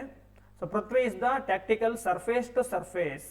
ಸರ್ಫೇಸ್ ಟು ಸರ್ಫೇಸ್ ಅಂದ್ರೆ ಏನು ಹೇಳಿ, ಭೂಮಿಯಿಂದ ಭೂಮಿಗೆ ಅಂತ, ಭೂಮಿಯಿಂದ ಭೂಮಿಗೆ ಸರ್ಫೇಸ್ ಟು ಸರ್ಫೇಸ್ ಈ ಮಿಸೈಲ್ ಲಾಂಚ್ ಮಾಡ್ಬೋದು. ಶಾರ್ಟ್ ರೇಂಜ್, ತುಂಬಾ ಲಾಂಗ್ ರೇಂಜ್ ಹೋಗೋದಿಲ್ಲ, ತುಂಬಾ ಕಡಿಮೆ ಡಿಸ್ಟೆನ್ಸ್ ನ ಕ್ಯಾರಿ ಮಾಡುತ್ತೆ. So long range ballistic missile ಅಂತ. ಬ್ಯಾಲಿಸ್ಟಿಕ್ ಮಿಸೈಲ್ ಅಂದ್ರೆ ಗೊತ್ತಿರಬೇಕು ಫ್ರೆಂಡ್ಸ್ ನಿಮಗೆ. ಮಿಸೈಲ್ 2 ಟೈಪ್ಸ್ ಇದೆ. ಒಂದು ಬ್ಯಾಲಿಸ್ಟಿಕ್ ಮಿಸೈಲ್ ಅಂತ, ಇನ್ನೊಂದು ಕ್ರೂಸ್ ಮಿಸೈಲ್ ಅಂತ ಕರೀತಾರೆ. ಓಕೆನಾ, ಸೊ ಪೃಥ್ವಿ ಒಂದು ಬ್ಯಾಲಿಸ್ಟಿಕ್ ಮಿಸೈಲ್ ಅಂದ್ರೇನು, ಎಕ್ಸಾಂಪಲ್ ಒಂದು ನಿಮಿಷ ನೋಡಿ. ಇಲ್ಲಿ ಬ್ಯಾಲಿಸ್ಟಿಕ್ ಮಿಸೈಲ್ ಯಾವ ತರ ಟ್ರಾವೆಲ್ ಮಾಡುತ್ತೆ ಅಂತ ನೋಡಿ. ಇದು ಭೂಮಿನಲ್ಲಿ. ಸೊ ಇಲ್ಲಿ ನಾವು ಈಗ ಒಂದು ಮಿಸೈಲ್ ನ ಲಾಂಚ್ ಮಾಡಬೇಕು. ಓಕೆ, ಸೊ ಇಲ್ಲಿ ಒಂದು ಮಿಸೈಲ್, ಇದು ಟಾರ್ಗೆಟ್ ಇದೆ ನಮ್ದು, ಇದು ಟಾರ್ಗೆಟ್, ಇಲ್ಲಿಗೆ ಹೋಗಿ ಆ ಮಿಸೈಲ್ ಹೊಡಿಬೇಕು. ಸೊ ನಾವು ಇಲ್ಲಿಂದ ಲಾಂಚ್ ಮಾಡ್ತಾ ಇದೀವಿ. ಇಲ್ಲಿಂದ ಲಾಂಚ್ ಮಾಡಿದಾಗ ಅದೇನ್ ಮಾಡುತ್ತೆ, ಫಸ್ಟ್ ಸ್ಪೇಸ್ ಕೊಟ್ಟೋಗುತ್ತೆ. ಇಲ್ಲಿಂದ ಲಾಂಚ್ ಮಾಡಿದ ತಕ್ಷಣನೇ ಸ್ಪೇಸ್ ಕೊಟ್ಟೋಗುತ್ತೆ, ಆಕಾಶ ಕೊಟ್ಟೋಗ್ಬಿಡುತ್ತೆ, ಫುಲ್ ಅಟ್ಮಾಸ್ಫಿಯರ್ ಬಿಟ್ಟು ಆಕಾಶದಲ್ಲಿ ಟ್ರಾವೆಲ್ ಮಾಡುತ್ತೆ. ಆಕಾಶದಲ್ಲಿ ಟ್ರಾವೆಲ್ ಮಾಡಿ ಆ ಟಾರ್ಗೆಟ್ ವರೆಗೂ ಬರುತ್ತೆ. ಟಾರ್ಗೆಟ್ ವರೆಗೂ ಬಂದು ಗ್ರಾವಿಟಿಯನ್ನು ಯೂಸ್ ಮಾಡ್ಕೊಂಡು ಸ್ಟ್ರೈಟ್ ಆಗಿ ಬಂದು ಇದ್ರ ಮೇಲೆ ಬಿದ್ದೋಗ್ಬಿಡುತ್ತೆ, ಇದನ್ನ ಬ್ಯಾಲಿಸ್ಟಿಕ್ ಮಿಸೈಲ್ ಅಂತ ಕರೀತಾರೆ. ಅಂದ್ರೆ ಇದು ಫಾಲೋ ಮಾಡೋದು ಪ್ಯಾರಾಬೋಲಿಕ್ ಪಾತ್ ಅಂತ ಕರೀತಾರೆ, ಅದನ್ನ ballistic missile. Okay, parabolic path ಅಂತ ಕರೀತಾರೆ. ಸೊ ಲಾಂಚ್ ಮಾಡಿದ ತಕ್ಷಣ ಸೀದಾ ಸ್ಪೇಸ್ ಕೊಟ್ಟೋಗುತ್ತೆ, ಸ್ಪೇಸ್ ಅಲ್ಲಿ ಟ್ರಾವೆಲ್ ಮಾಡುತ್ತೆ, ಆ ಟಾರ್ಗೆಟ್ ಮೇಲೆ ಬಂದು ಸೀದಾ ರಪ್ ಅಂತ ಬಂದ್ಬಿಡುತ್ತೆ. ಗ್ರಾವಿಟಿನೂ ಬಳಸ್ಕೊಂಡು ಸ್ಪೀಡ್, ಭಯಂಕರ ಸ್ಪೀಡ್ ಇರುತ್ತೆ. ಸೊ ಇದನ್ನ ಬೀಳುತ್ತೆ. ಇದನ್ನ ಏನಂತ ಕರೀತಾರೆ, ಬ್ಯಾಲಿಸ್ಟಿಕ್ ಮಿಸೈಲ್ ಅಂತ ಕರೀತಾರೆ. ಇನ್ನು ಕ್ರೂಸ್ ಮಿಸೈಲ್ ಯಾವ ತರ ಟ್ರಾವೆಲ್ ಮಾಡುತ್ತೆ ನೋಡಿ. So cruise missile, okay, so ಇವಾಗ ಒಂದು ನಿಮಿಷ ಪೆನ್ ಕಲರ್ ಚೇಂಜ್ ಮಾಡುವ. ಓಕೆ, ಸೊ ಇವಾಗ ಇಲ್ಲಿ ಲಾಂಚ್ ಮಾಡಿದ್ದು ಟಾರ್ಗೆಟ್, ಸೇಮ್ ಟಾರ್ಗೆಟ್ ಇದೆ. ಈ ಕ್ರೂಸ್ ಮಿಸೈಲ್ ಹೇಗೆ ಲಾಂಚ್ ಆಗುತ್ತೆ ನೋಡಿ. ಇಲ್ಲಿ ಲಾಂಚ್ ಆದ ತಕ್ಷಣ ಇದು ಸ್ಪೇಸ್ಗೆ ಹೋಗೋದಿಲ್ಲ ಫ್ರೆಂಡ್ಸ್, ಇದು ಭೂಮಿಯಿಂದ ಕೆಳ ಲೋವರ್ ಅಟ್ಮಾಸ್ಫಿಯರ್ ಅಲ್ಲೇ ಇರ್ತದೆ. 1 ಕಿಲೋಮೀಟರ್, 500 ಮೀಟರ್, ಇನ್ನು 2 ಕಿಲೋಮೀಟರ್ ಇಷ್ಟು ಹತ್ತಿರದಲ್ಲೇ ಇರುತ್ತೆ ಇದು ಟ್ರಾವೆಲ್ ಮಾಡುತ್ತೆ. ಹೋಗೋವಾಗಿತ್ತ ಸ್ಟ್ರೈಟ್ ಹೋಗೋದಿಲ್ಲ, ಇದು ಇಲ್ಲೇ ಅಟ್ಮಾಸ್ಫಿಯರ್ ಅಲ್ಲಿ ಈ ತರ ಕ್ರೂಸ್ ಮಾಡ್ಕೊಂಡು ಯಾವ ತರ ಹೋಗುತ್ತೆ.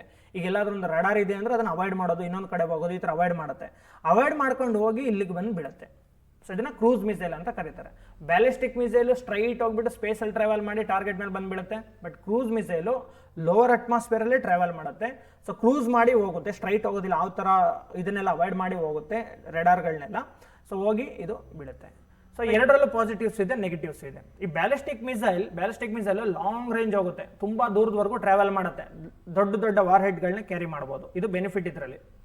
ಬಟ್ ನೆಗೆಟಿವ್ ಏನು, ಇದನ್ನ ಈಸಿಯಾಗಿ ಟ್ರ್ಯಾಕ್ ಮಾಡ್ಬೋದು. ಇಲ್ಲಿ ರಡಾರ್ ಇತ್ತು ಅಂತ ಅನ್ಕೊಳ್ಳಿ, ರಡಾರ್ ಮೇಲಿಂದ ಬರುವಾಗಲೇ ತುಂಬಾ ದೂರದಲ್ಲೇ ಗೊತ್ತಾಗ್ಬಿಡುತ್ತದು. ಸೊ ಇಲ್ಲಿಂದ ಏರ್ ಡಿಫೆನ್ಸ್ನ ಮಿಸೈಲ್ನ ಲಾಂಚ್ ಮಾಡಿ ಅದನ್ನ ಹೊಡೆದಾಕ್ಬಿಡ್ತಾರೆ. ಸೊ ಹಾಗಿದು ಈಸಿಯಾಗಿ ಟ್ರ್ಯಾಕ್ ಮಾಡ್ಬೋದು, ಯಾವ್ದನ್ನ ಬ್ಯಾಲಿಸ್ಟಿಕ್ ಮಿಸೈಲ್ನ ಈಸಿಯಾಗಿ ಟ್ರ್ಯಾಕ್ ಮಾಡ್ಬೋದು. ರಡಾರ್ ಇತ್ತು ಅಂತಂದ್ರೆ ತಗ್ಲಾಕೊಳ್ಳುತ್ತೆ ಅದು. ಬಟ್ ಕ್ರೂಸ್ ಮಿಸೈಲ್ ಇದೆಯಲ್ಲ, ಕ್ರೂಸ್ ಮಿಸೈಲು ರಡಾರ್ ಕಣ್ಣಿಗೆ ಬೀಳೋಕ್ಕೆ ತುಂಬ ಕೆಲವೇ ಕ್ಷಣ ಇದ್ದಾಗ ಮಾತ್ರ ರಡಾರ್ ಕಣ್ಣಿಗೆ ಬೀಳುತ್ತೆ. ಅಂದರೆ 3-4 ಸೆಕೆಂಡ್ ಅಷ್ಟೇ ಟೈಮ್ ಸಿಗುತ್ತೆ. ಸೊ ಅವರು ರೆಡಿ ಆಗೋದ್ರೊಳಗೆ, ರಿವೆಂಜ್ ತಗೊಳ್ಳೋ ಅಷ್ಟರಲ್ಲಿ ಅಥವಾ ಅದಕ್ಕೆ ರಿಯಾಕ್ಟ್ ಮಾಡೋದ್ರೊಳಗಡೆ ಮಿಸೈಲ್ ಹೋಗಿ ಹೊಡೆದ್ಬಿಡುತ್ತೆ. ಇದು ಕ್ರೂಸ್ ಮಿಸೈಲ್ದು ಬೆನಿಫಿಟ್. ಬಟ್ ನೆಗೆಟಿವ್ ಏನು ಅಂತಂದ್ರೆ ಇದು ತುಂಬ ಲಾಂಗ್ ರೇಂಜ್ ಹೋಗೋದಿಲ್ಲ, ಇದು ಶಾರ್ಟ್ ರೇಂಜ್ ಇರುತ್ತೆ. ಓಕೆನಾ, ಇದು ಇದರ ಮತ್ತೆ ದೊಡ್ಡ ಏನು ಪೇಲೋಡ್ನ ಕ್ಯಾರಿ ಮಾಡೋಕ್ಕಾಗಲ್ಲ ಇದರಲ್ಲಿ. ಸೊ ಅಂದರೆ ಬ್ಯಾಲಿಸ್ಟಿಕ್ ಮಿಸೈಲಿಂದನೂ ಲಾಭನೂ ಇದೆ, ನಷ್ಟನೂ ಇದೆ. ಕ್ರೂಸ್ ಮಿಸೈಲಿಂದನೂ ಲಾಭನೂ ಇದೆ, ನಷ್ಟನೂ ಇದೆ. ನಮ್ಮಲ್ಲಿ ಬ್ರಹ್ಮೋಸ್ ಏನಿದೆಯಲ್ಲ, ಬ್ರಹ್ಮೋಸ್ ಮಿಸೈಲ್ ಇದು ಒಂದು ಕ್ರೂಸ್ ಮಿಸೈಲ್ ಆಗಿರುತ್ತೆ. ಓಕೆನಾ, ರಷ್ಯಾ ಮತ್ತು ಇಂಡಿಯಾ ಜಾಯಿಂಟ್ ವೆಂಚರಲ್ಲಿ ಡೆವಲಪ್ ಮಾಡಿರುವಂಥ ಒಂದು ಮಿಸೈಲ್ ಇದು, ಕ್ರೂಸ್ ಮಿಸೈಲ್ ಅಂತ. ಓಕೆ, ಇಲ್ಲಿಗೆ ಬನ್ನಿ. ಸೊ ಇದು ಯಾವ ಥರದ ಮಿಸೈಲ್ ಇದು, ಸರ್ಫೇಸ್ ಟು ಸರ್ಫೇಸ್, ಭೂಮಿಯಿಂದ ಭೂಮಿಗೆ, ಶಾರ್ಟ್ ರೇಂಜು, ಕಡಿಮೆ ದೂರ ಹೋಗುತ್ತೆ. ಬ್ಯಾಲಿಸ್ಟಿಕ್ ಮಿಸೈಲ್ ಅಂದ್ರೆ ಏನು, ಪ್ಯಾರಾಬೋಲಿಕ್ ಪಾತ್ನ ಫಾಲೋ ಮಾಡುತ್ತೆ. ಅಂದರೆ ಸೀದಾ ಅಟ್ಮಾಸ್ಫಿಯರ್ ಹೊರಟೋಗುತ್ತೆ, ಅಟ್ಮಾಸ್ಫಿಯರ್ ಬಿಟ್ಟು ಸ್ಪೇಸ್ಗೆ ಹೋಗುತ್ತೆ, ಸ್ಪೇಸ್ ಅಲ್ಲಿ ಟ್ರಾವೆಲ್ ಮಾಡುತ್ತೆ, ಟಾರ್ಗೆಟ್ ಮೇಲೆ ಬಂದು ಬೀಳುತ್ತೆ. ಆ ಥರ ಒಂದು ಮಿಸೈಲ್ ಇದು. ಓಕೆನಾ, ನ್ಯೂಕ್ಲಿಯರ್ ವಾರ್ ಹೆಡ್ನ ಕ್ಯಾರಿ ಮಾಡುತ್ತೆ. ಈ ತ್ರಿಶೂಲ್ ಇದೆಯಲ್ಲ, ತ್ರಿಶೂಲು ಅಷ್ಟಾಗಿ ಇದನ್ನ ಡೆವಲಪ್ ಮಾಡಕ್ ಹೋಗಿಲ್ಲ, ಬಿಟ್ಬಿಟ್ರೆ ಇದನ್ನ.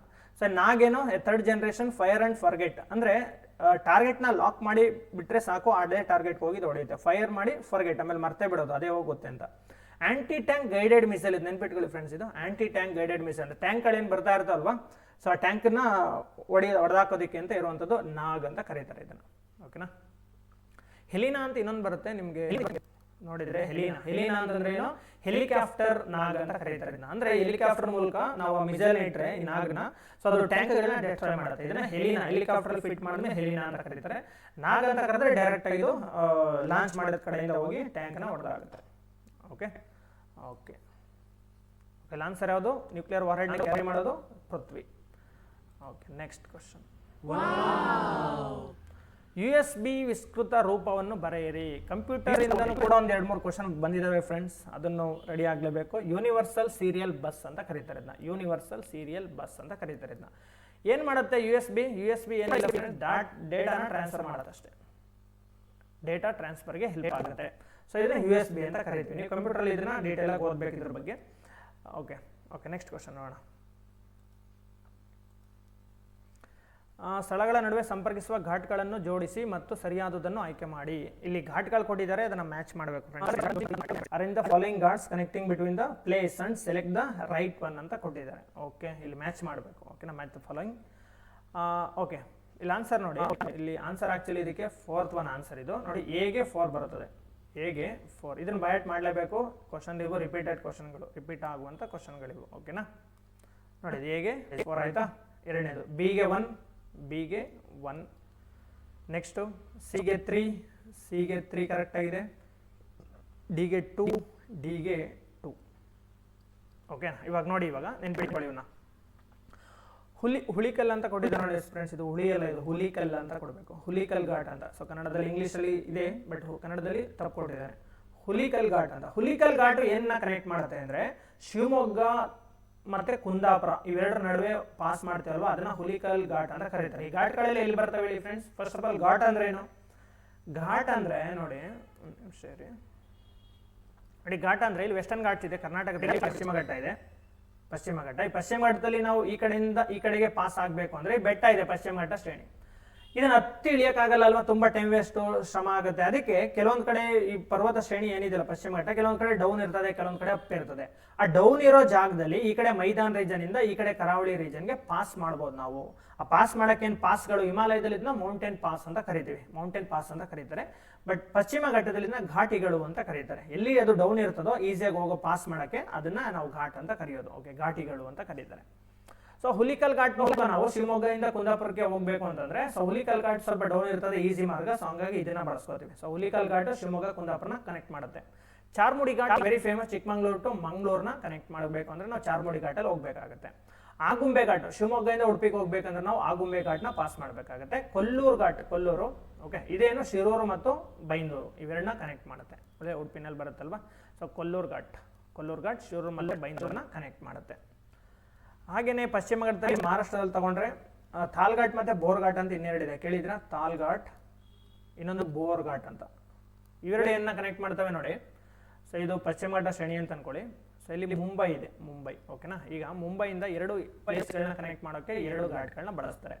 ಈ ಮುಂಬೈಯಿಂದ, ಇದು ಮಹಾರಾಷ್ಟ್ರ ಅನ್ಕೊಳ್ಳಿ, ಇದು ಪಶ್ಚಿಮ ಘಟ್ಟ ಶ್ರೇಣಿ, ಇದು ಮುಂಬೈ ಪಶ್ಚಿಮ ಕರಾವಳಿನಲ್ಲಿ ಇದೆ. ಇಲ್ಲಿಂದ ಮುಂಬೈಯಿಂದ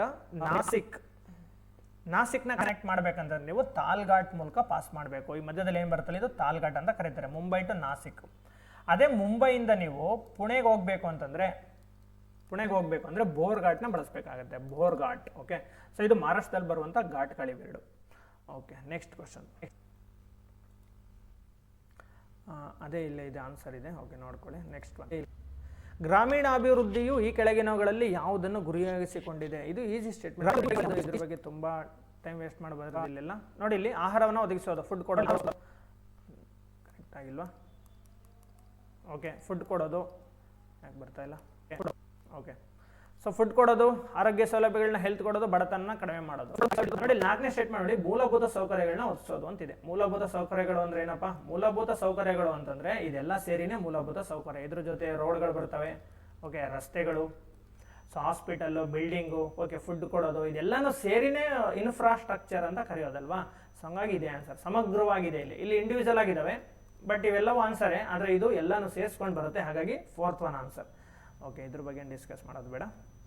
ನೆಕ್ಸ್ಟ್, ಭಾರತ ಮತ್ತು ಪಾಕಿಸ್ತಾನ ಮಧ್ಯದ ಶಿಮ್ಲಾ ಟ್ರೀಟಿ ಅಂತ ಆಗಿದೆ ಫ್ರೆಂಡ್ಸ್. ಅದು ಶಿಮ್ಲಾ ಒಪ್ಪಂದ ಯಾವ ಕಾರಣಕ್ಕಾಗಿ ಏರ್ಪಟ್ಟಿದೆ ಅಂತ ಕೊಟ್ಟಿದ್ದಾರೆ. Okay, so the Shimla pact between India and Pakistan stood for, ಏನು ಸಂಬಂಧಪಟ್ಟಿದ್ದು ಅಂತ.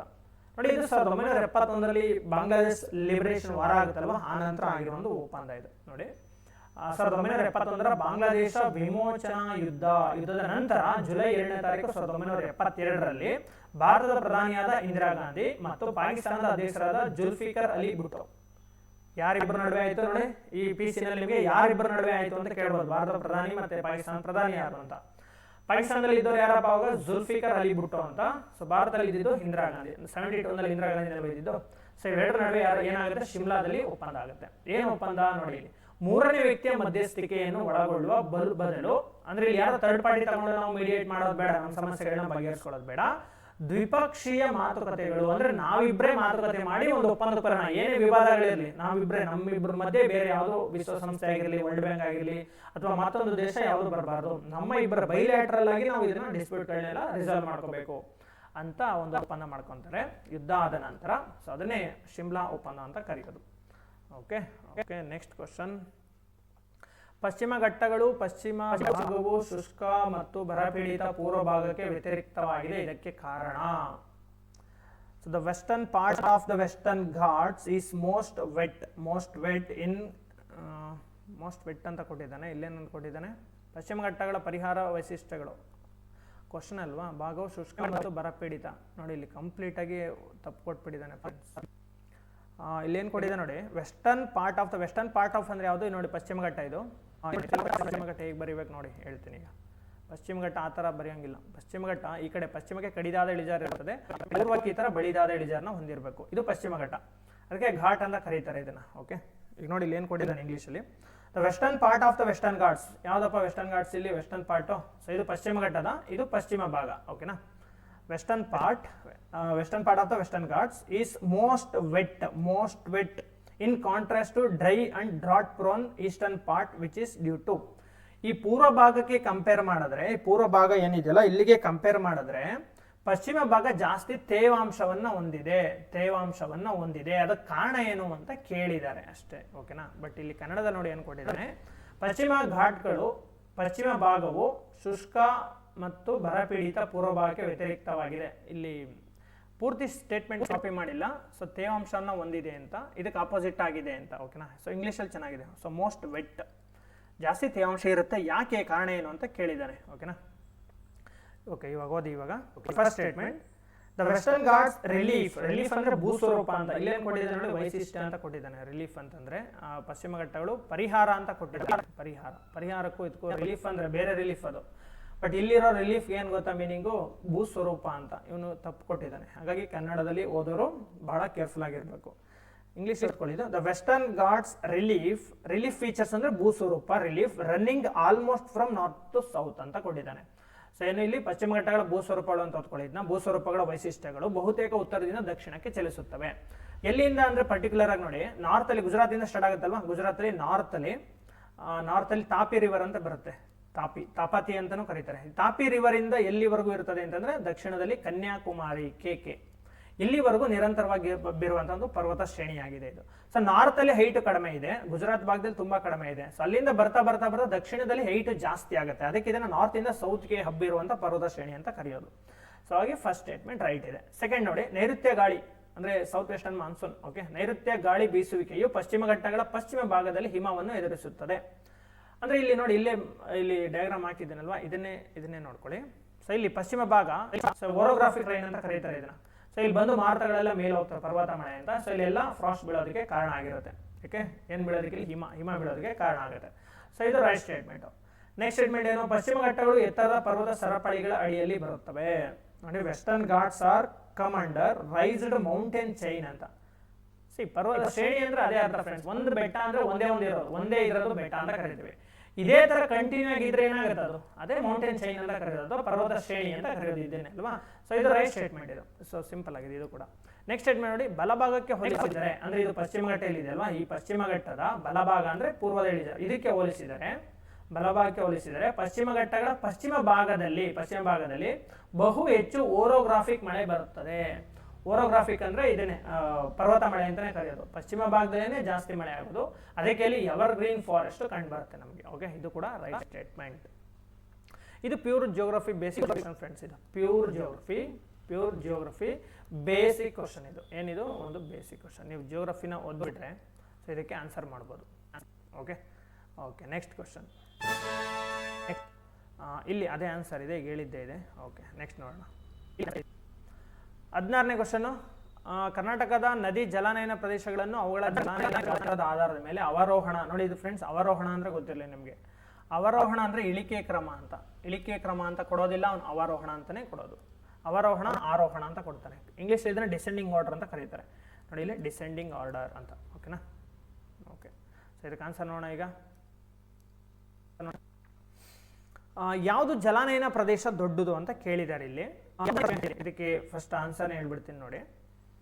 ಫಸ್ಟ್ ಯಾವ್ದು ಬರ್ತದೆ? ಕೃಷ್ಣ. ಕೃಷ್ಣನೇ ದೊಡ್ಡದು. ಓಕೆನಾ? ಕೃಷ್ಣ ಭಾರತದಲ್ಲಿ ಕೃಷ್ಣ ಜಲಾನಯನ ಪ್ರದೇಶ ಕರ್ನಾಟಕದಲ್ಲಿ ಅತಿ ದೊಡ್ಡದು.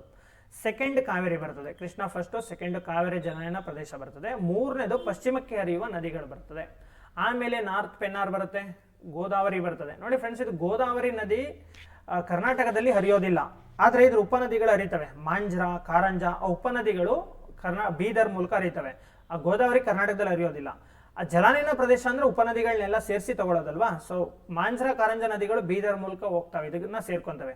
ಸೊ ಆ ಮಾಂಜ್ರಾ, ಕಾರಂಜ ನದಿ ಅಕ್ಕಪಕ್ಕ ಜಲಾನಯನ ಪ್ರದೇಶ ಇದೆ. ಸೊ ಹಂಗಾಗಿ ಗೋದಾವರಿಯನ್ನು ಸೇರಿಸ್ಕೊಳ್ಳೋದು. ಸೊ ನೆಕ್ಸ್ಟ್ ಗೋದಾವರಿ ಬರ್ತದೆ, ಆಮೇಲೆ 6ನೇ ದಕ್ಷಿಣ ಪೆನ್ನಾರ್, ಲಾಸ್ಟ್ಗೆ ಪಾಲಾರ್ ಬರುತ್ತೆ. ಓಕೆನಾ? ಸೊ ಇದು ಆನ್ಸರ್. ಸೊ ನೀವು ಹಾಗೆ ಇದನ್ನ ಬಯಟ್ ಮಾಡಿಬಿಡಿ, ಅಥವಾ ನೀವು ಜಿಯೋಗ್ರಫಿ ಓದುವಾಗ ಇದು ಅರ್ಥ ಆಗುತ್ತೆ. ನೋಡಿ ಇಲ್ಲಿ ಕೃಷ್ಣ ಕರ್ನಾಟಕದ ಅತಿ ದೊಡ್ಡ ಜಲಾನಯನ ಪ್ರದೇಶವಾಗಿದ್ದು ಸುಮಾರು 60 ಅಂತ ಕೊಟ್ಟಿದ್ದಾನೆ. ಸೊ ಮೋರ್ ದೆನ್ 50 ಅನ್ಕೊಳ್ಳಿ, ಮೋರ್ ದೆನ್ 50. ನೀವು ಎಕನಾಮಿಕ್ ಸರ್ವೆ ಓದಿದ್ರೆ ಇದು ಗೊತ್ತಾಗುತ್ತೆ. 50%ಗಿಂತ ಹೆಚ್ಚು ಏನು ಜಲಾನಯನ ಪ್ರದೇಶ ಕರ್ನಾಟಕದಲ್ಲಿ ಒಂದೇ ರಿವರಿಂದ ಆಗಿರೋದು, that is Krishna. So Kaveri 2ನೇದು ಬರುತ್ತೆ. 3ನೇದು ಪಶ್ಚಿಮಕ್ಕೆ ಹರಿಯುವ ನದಿಗಳು ಬರ್ತವೆ, ಶರಾವತಿ, ನೇತ್ರಾವತಿ, ವರಾಹಿ ಇಂಥ ನದಿಗಳು ಬರ್ತವೆ. 4ನೇದು ಉತ್ತರ ಪೆನ್ನಾರ್. 5ನೇದು ಗೋದಾವರಿ. ನೋಡಿ ಗೋದಾವರಿ ಜಲಾನಯನ ಪ್ರದೇಶದ ಒಂದು ಸಣ್ಣ ಭಾಗ ಇದು. ಓಕೆ, ಮುಖ್ಯವಾಗಿ ಮಾಂಜ್ರಾ ಮತ್ತೆ ಇದ್ರ ಉಪನದಿ ಕಾರಂಜ, ಇದು ಕರ್ನಾಟಕದಲ್ಲಿದ್ದಾವೆ.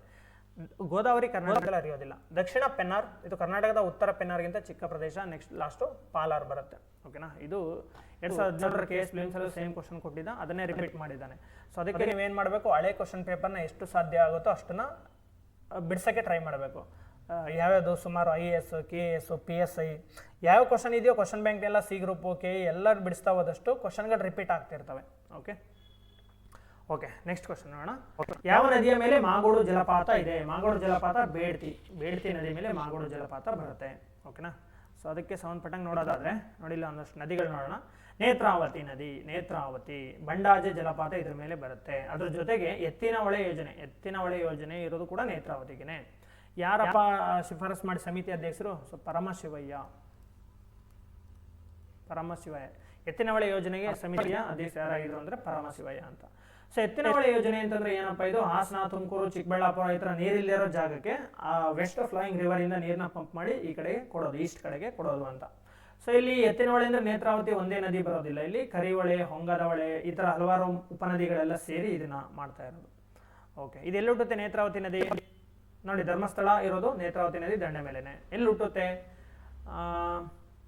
ನೋಡಿದ್ದು?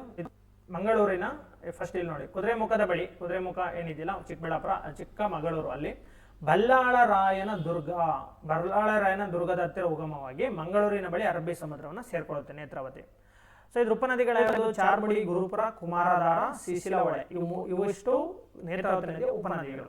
ಈ ಕುಕ್ಕೆ ಸುಬ್ರಹ್ಮಣ್ಯ ಟೆಂಪಲ್ ಇದೆಯಲ್ಲ, ಇದು ಕುಮಾರಧಾರ ನದಿಯ ದಂಡೆ ಮೇಲೆನೆ ಇರೋದು. ಓಕೆನಾ? ಸೊ ನೆಕ್ಸ್ಟ್ ಗಂಗಾವಳಿ ಇನ್ನೊಂದು ಹೆಸರು ಬೇಡ್ತಿ ಅಂತ ಕರೀತಾರೆ. ಗಂಗಾವಳಿ ನದಿಯು ಧಾರವಾಡದ ಬಳಿ ಸೋಮೇಶ್ವರ ಕುಂಡದಲ್ಲಿ ಶಾಲ್ಮಲ ಎಂಬ ಹೆಸರಿನಿಂದ ಉಗಮಗೊಂಡು ನಂತರ ಬೇಡ್ತಿ ನದಿಯನ್ನು ಸೇರಿಕೊಂಡು ಗೋಕರ್ಣದ ಬಳಿ ಅರಬ್ಬಿ ಸಮುದ್ರವನ್ನು ಸೇರುತ್ತದೆ. ಇದು ಉತ್ತರ ಕನ್ನಡದ ಜಿಲ್ಲೆಯ ಯಲ್ಲಾಪುರ ತಾಲೂಕಿನಲ್ಲಿ ಮಾಗೋಡು ಜಲಪಾತವನ್ನು ನಿರ್ಮಿಸುತ್ತದೆ. ಇದನ್ನು ನೆನ್ಪಿಟ್ಕೊಳ್ಳಿ. Next one Aghanashini. ಉತ್ತರ ಕನ್ನಡ ಜಿಲ್ಲೆಯ ಸಿದ್ದಾಪುರ ತಾಲೂಕಿನಲ್ಲಿ 2 ಜಲಮೂಲಗಳು ಸಂಗಮಗೊಂಡು ಅಘನಾಶಿನಿ, ಇದನ್ನು ಪಾಪನಾಶಿನಿ ಅಂತ ಕರೀತಾರೆ, ನದಿಯಾಗಿ ಹರಿಯುತ್ತವೆ. ಇದು ಸಿದ್ದಾಪುರದ ಸಮೀಪದಲ್ಲಿ ಉಂಚಳ್ಳಿ ಜಲಪಾತ. ಇಲ್ಲಿ ಜಲಪಾತನು ಮ್ಯಾಚ್ ಮಾಡಕ್ಕೂ ಇದೆ, ಅದು ಎಲ್ಲಿ ಹುಟ್ಟಿದಾವೆ ಅಂತಾನು ಕೊಟ್ಟಿದ್ದೀನಿ. ಕರೆಕ್ಟಾಗಿ ಇದನ್ನ ನೋಡ್ಕೊಳ್ಳಿ, ಪಾಸ್ ಮಾಡಿ ಇದನ್ನ ಓದ್ಕೊಳ್ಳಿ. ಶಿವಂಗಿ ಜಲಪಾತವು ಈ ನದಿಯ ಕವಲಿನಿಂದ ಉಂಟಾಗುವ ಜಲಪಾತವಾಗಿದೆ. ಓಕೆ, ನೆಕ್ಸ್ಟ್ ವರಾಹಿ ಅಥವಾ ಹಾಲಾಡಿ ಅಂತಾನು ಕರೀತಾರೆ ಇದನ್ನ. ಕೆಳಕಣಿವೆಯಲ್ಲಿ ಹಾಲಾಡಿ ನದಿ ಎಂದು ಕರೆಯಲ್ಪಡುವ ವರಾಹಿ ನದಿಯು ಶಿವಮೊಗ್ಗ ಜಿಲ್ಲೆಯ ಹೊಸನಗರ ತಾಲೂಕಿನ ಗುಡ್ಡೆಕೊಪ್ಪದ ಬಳಿ ಉಗಮವಾಗುತ್ತದೆ. ಇದು ಕುಂಚಿಕಲ್ ಜಲಪಾತವನ್ನು ನಿರ್ಮಿಸುತ್ತದೆ. ಉಡುಪಿ ಜಿಲ್ಲೆಯ ಕುಂದಾಪುರದ ಬಳಿ ಅರಬ್ಬಿ ಸಮುದ್ರವನ್ನು ಸೇರುತ್ತದೆ. ಓಕೆ, ಸೊ ಇಲ್ಲಿ ನೇತ್ರಾವತಿ, ಗಂಗಾವಳಿ, ಅಘನಾಶಿನಿ, ವರಾಹಿ. ಅದು ಎಲ್ಲೆಲ್ಲಿ ಹುಡ್ತವೆ ಮತ್ತು ಜಲಪಾತಗಳೇನು ಅಂತ ಒಟ್ಟಿಗೆ ಕೊಟ್ಟಿದ್ದೀನಿ, ಇದನ್ನು ನೋಡ್ಕೊಂಬಿಡಿ. ಓಕೆ, ಇಲ್ಲಿ ಕೊಟ್ಟಿರೋ ಕ್ವಶನ್ಗಳಿಗೆ ಎಕ್ಸ್ಪ್ಲನೇಷನ್ ಕೂಡ ಇದೆ ಇದರಲ್ಲಿ. ಓಕೆ, ನೆಕ್ಸ್ಟ್ ಇದೊಂದು ರಿಪೋರ್ಟ್ ಕೊಟ್ಟಿದ್ದಾರೆ, ಯಾರು ರಿಲೀಸ್ ಮಾಡಿದ್ದಾರೆ? The world economic outlook report ಅಂತ ಕೊಟ್ಟಿದ್ದಾರೆ. ಇದನ್ನು ಅಂತಾರಾಷ್ಟ್ರೀಯ ಹಣಕಾಸು ನಿಧಿ IMF ರಿಲೀಸ್ ಮಾಡುವಂಥ ರಿಪೋರ್ಟ್ ಇದು. IMF ರಿಲೀಸ್ ಮಾಡುತ್ತೆ. ನಿಮ್ಗೆ ಇಲ್ಲೊಂದು ಏನು ಕೊಟ್ಟಿರಬೇಕು, ಬ್ರಿಟನ್ ವುಡ್ ಟ್ವಿನ್ಸ್ ಅಂತ ಅವಳಿಗಳು ಅಂತ ಕರೀತಾರೆ.